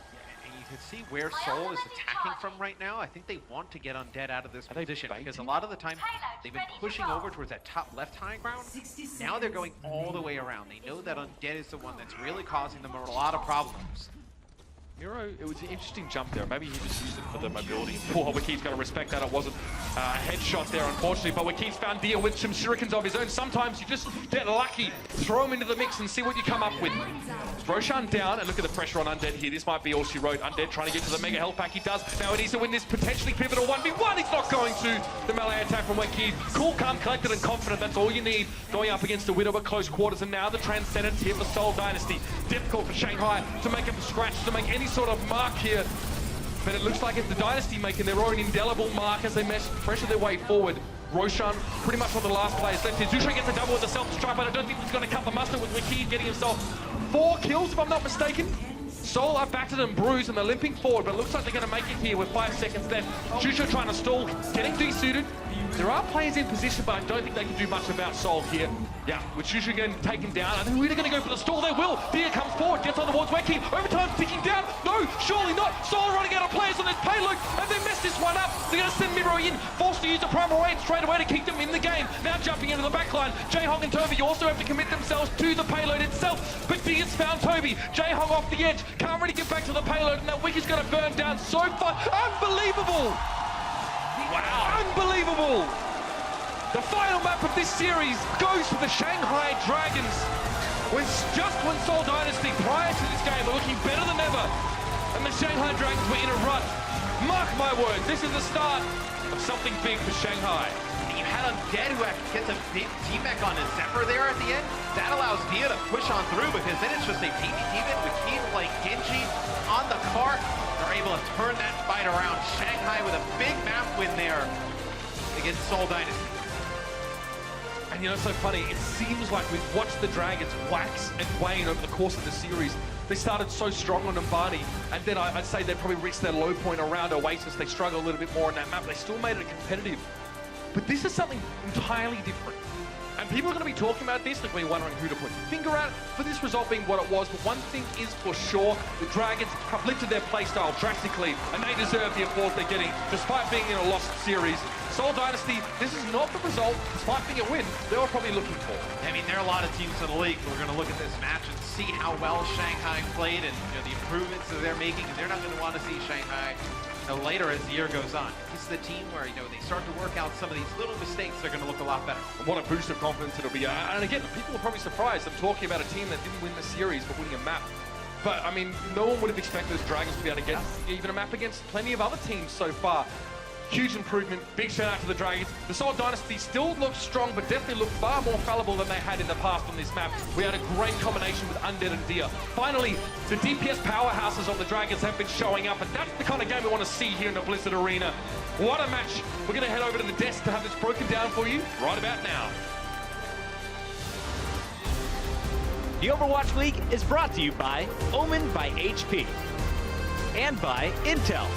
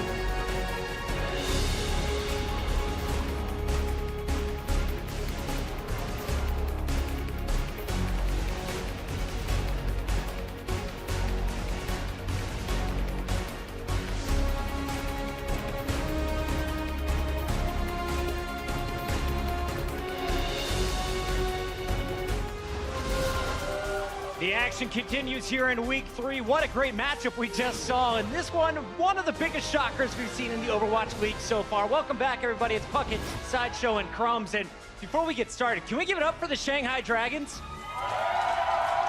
This is the second map win, and they get it against some very stiff competition in the Seoul Dynasty. Now, Seoul Dynasty walks away with the match, but coming into halftime, we had already mentioned, it looks like the Shanghai Dragons are improving. This is a much tighter series than we expected. Coming into game number 3, It was Dragons right off the rip, and Crumbs has a play for us. Let's take a look at the opening to Oasis. And this play is highlighted and made possible by the flexibility that they're showcasing, because now you have Dia playing the Junkrat. They get the initial pick, but because they got to set up first onto the point, now you have Orisa Roadhog, which is just threatening everywhere.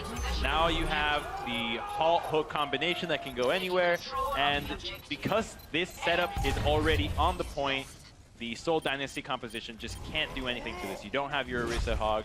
It's just not going to happen when you have Winston Diva diving into this. Let's keep rolling the highlights here throughout our first heat. So remember, in Control, we play up to 3 rounds. In this opening round on University, who were some of the players that stood out to you, Sideshow? Well, I think I was impressed by the team coordination running a completely different strategy here. Roshan and Sheshu are playing the Orisa Roadhog in this, and it requires a different approach to the game. And the Shanghai Dragons are still building up their strategy. We've only just seen them really develop the kind of cohesion that we saw today. So that's impressive to me. The fact that they get to set up so early meant that Seoul took so long to build up their own ultimates. By the time they actually were going to take down the fight, they had to blow 5 ultimates to 99% on Shanghai. They became patient and said, you know what, go ahead, take the point. We don't need to use or expend our abilities now. We'll just cap it later. We understand that there is time. So this is a Shanghai team that is very obviously improving and understanding the fundamentals of Overwatch in a much deeper sense than last week. Now we know Seoul, they know this game well, and that shined in our second stage. As we went to the Gardens, you saw the Seoul Dynasty really start to build up some momentum. And as we take a look at some of the highlights,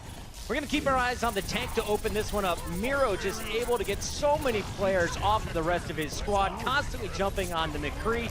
And I want to ask you, Sideshow, when it comes to the comp, did Shanghai do anything wrong? How did you feel about seeing the McCree as well as the Tracer coming in from the Dragon? Well, I actually think the Shanghai Dragons played this fairly well. They had a kind of tank buster mentality coming into it. Actually, in the first 2 fights of this stage on Gardens, Miro and Zephyr were both of the first kills in the first 2 fights. It's just that they were able to secure that. They got a res on Miro the first time around. The second time around, okay, they gave up the point, but pushed back in with an ultimate advantage. So there was some hiccups in the macro strategy, but I definitely don't think that the Shanghai Dragons game plan was wrong there, because Miro's playing so aggressively and he's not quite accustomed to playing with Zephyr yet. I think there's still a lot of hiccups in how that tank duo was working for Seoul Dynasty. So I think that was the best way of kind of abusing the problems within that relationship between the tank duo.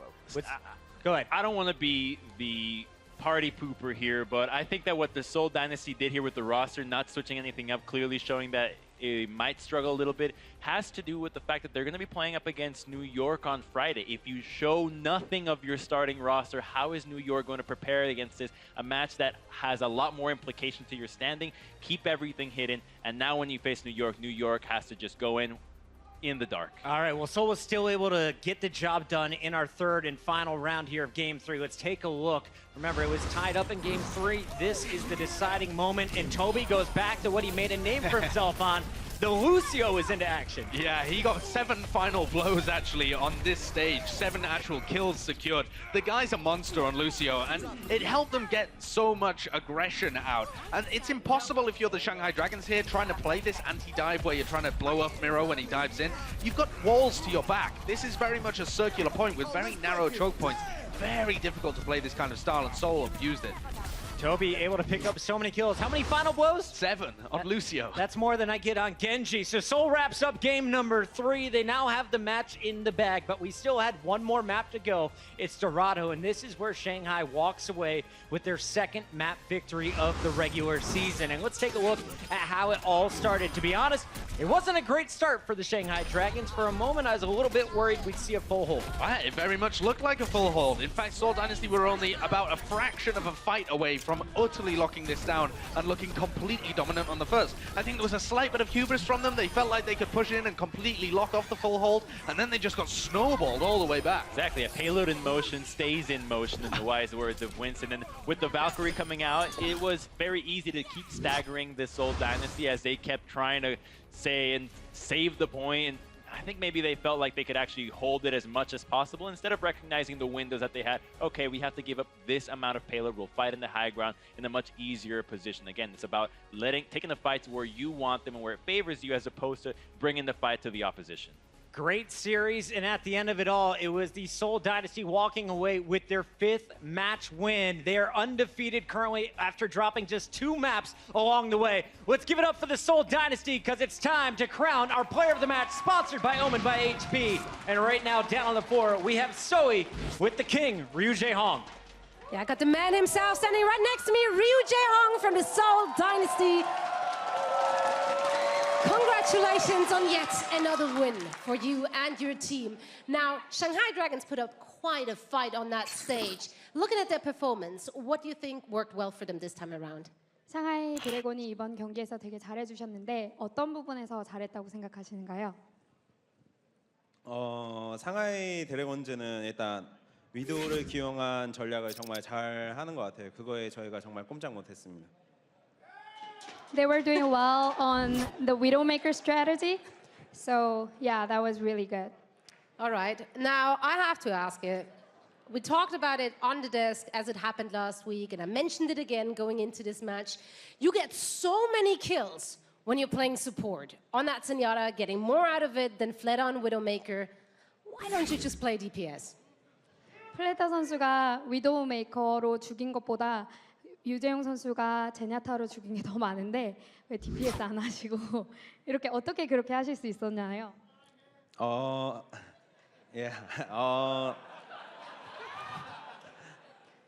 제냐타는 어떻게 보면 힐러 겸 딜러라서 좀 더 딜러들보다 맘 편히 좀 뭔가를 할 수 있는 것 같아요. 제 생각에 그런 것 때문에 좀 킬을 많이 한 것 같습니다. 잘 모르겠는데. I don't really know, but Zenyatta is a healer as well as a dealer, so I'm more comfortable using Zenyatta as a healer and also a dealer. So maybe that's why. All right, well, Ryu Jae-hong, never change. We love the way you play on this stage. Can't wait for your next game this very week. Thank you so much, and we're heading back to our desk.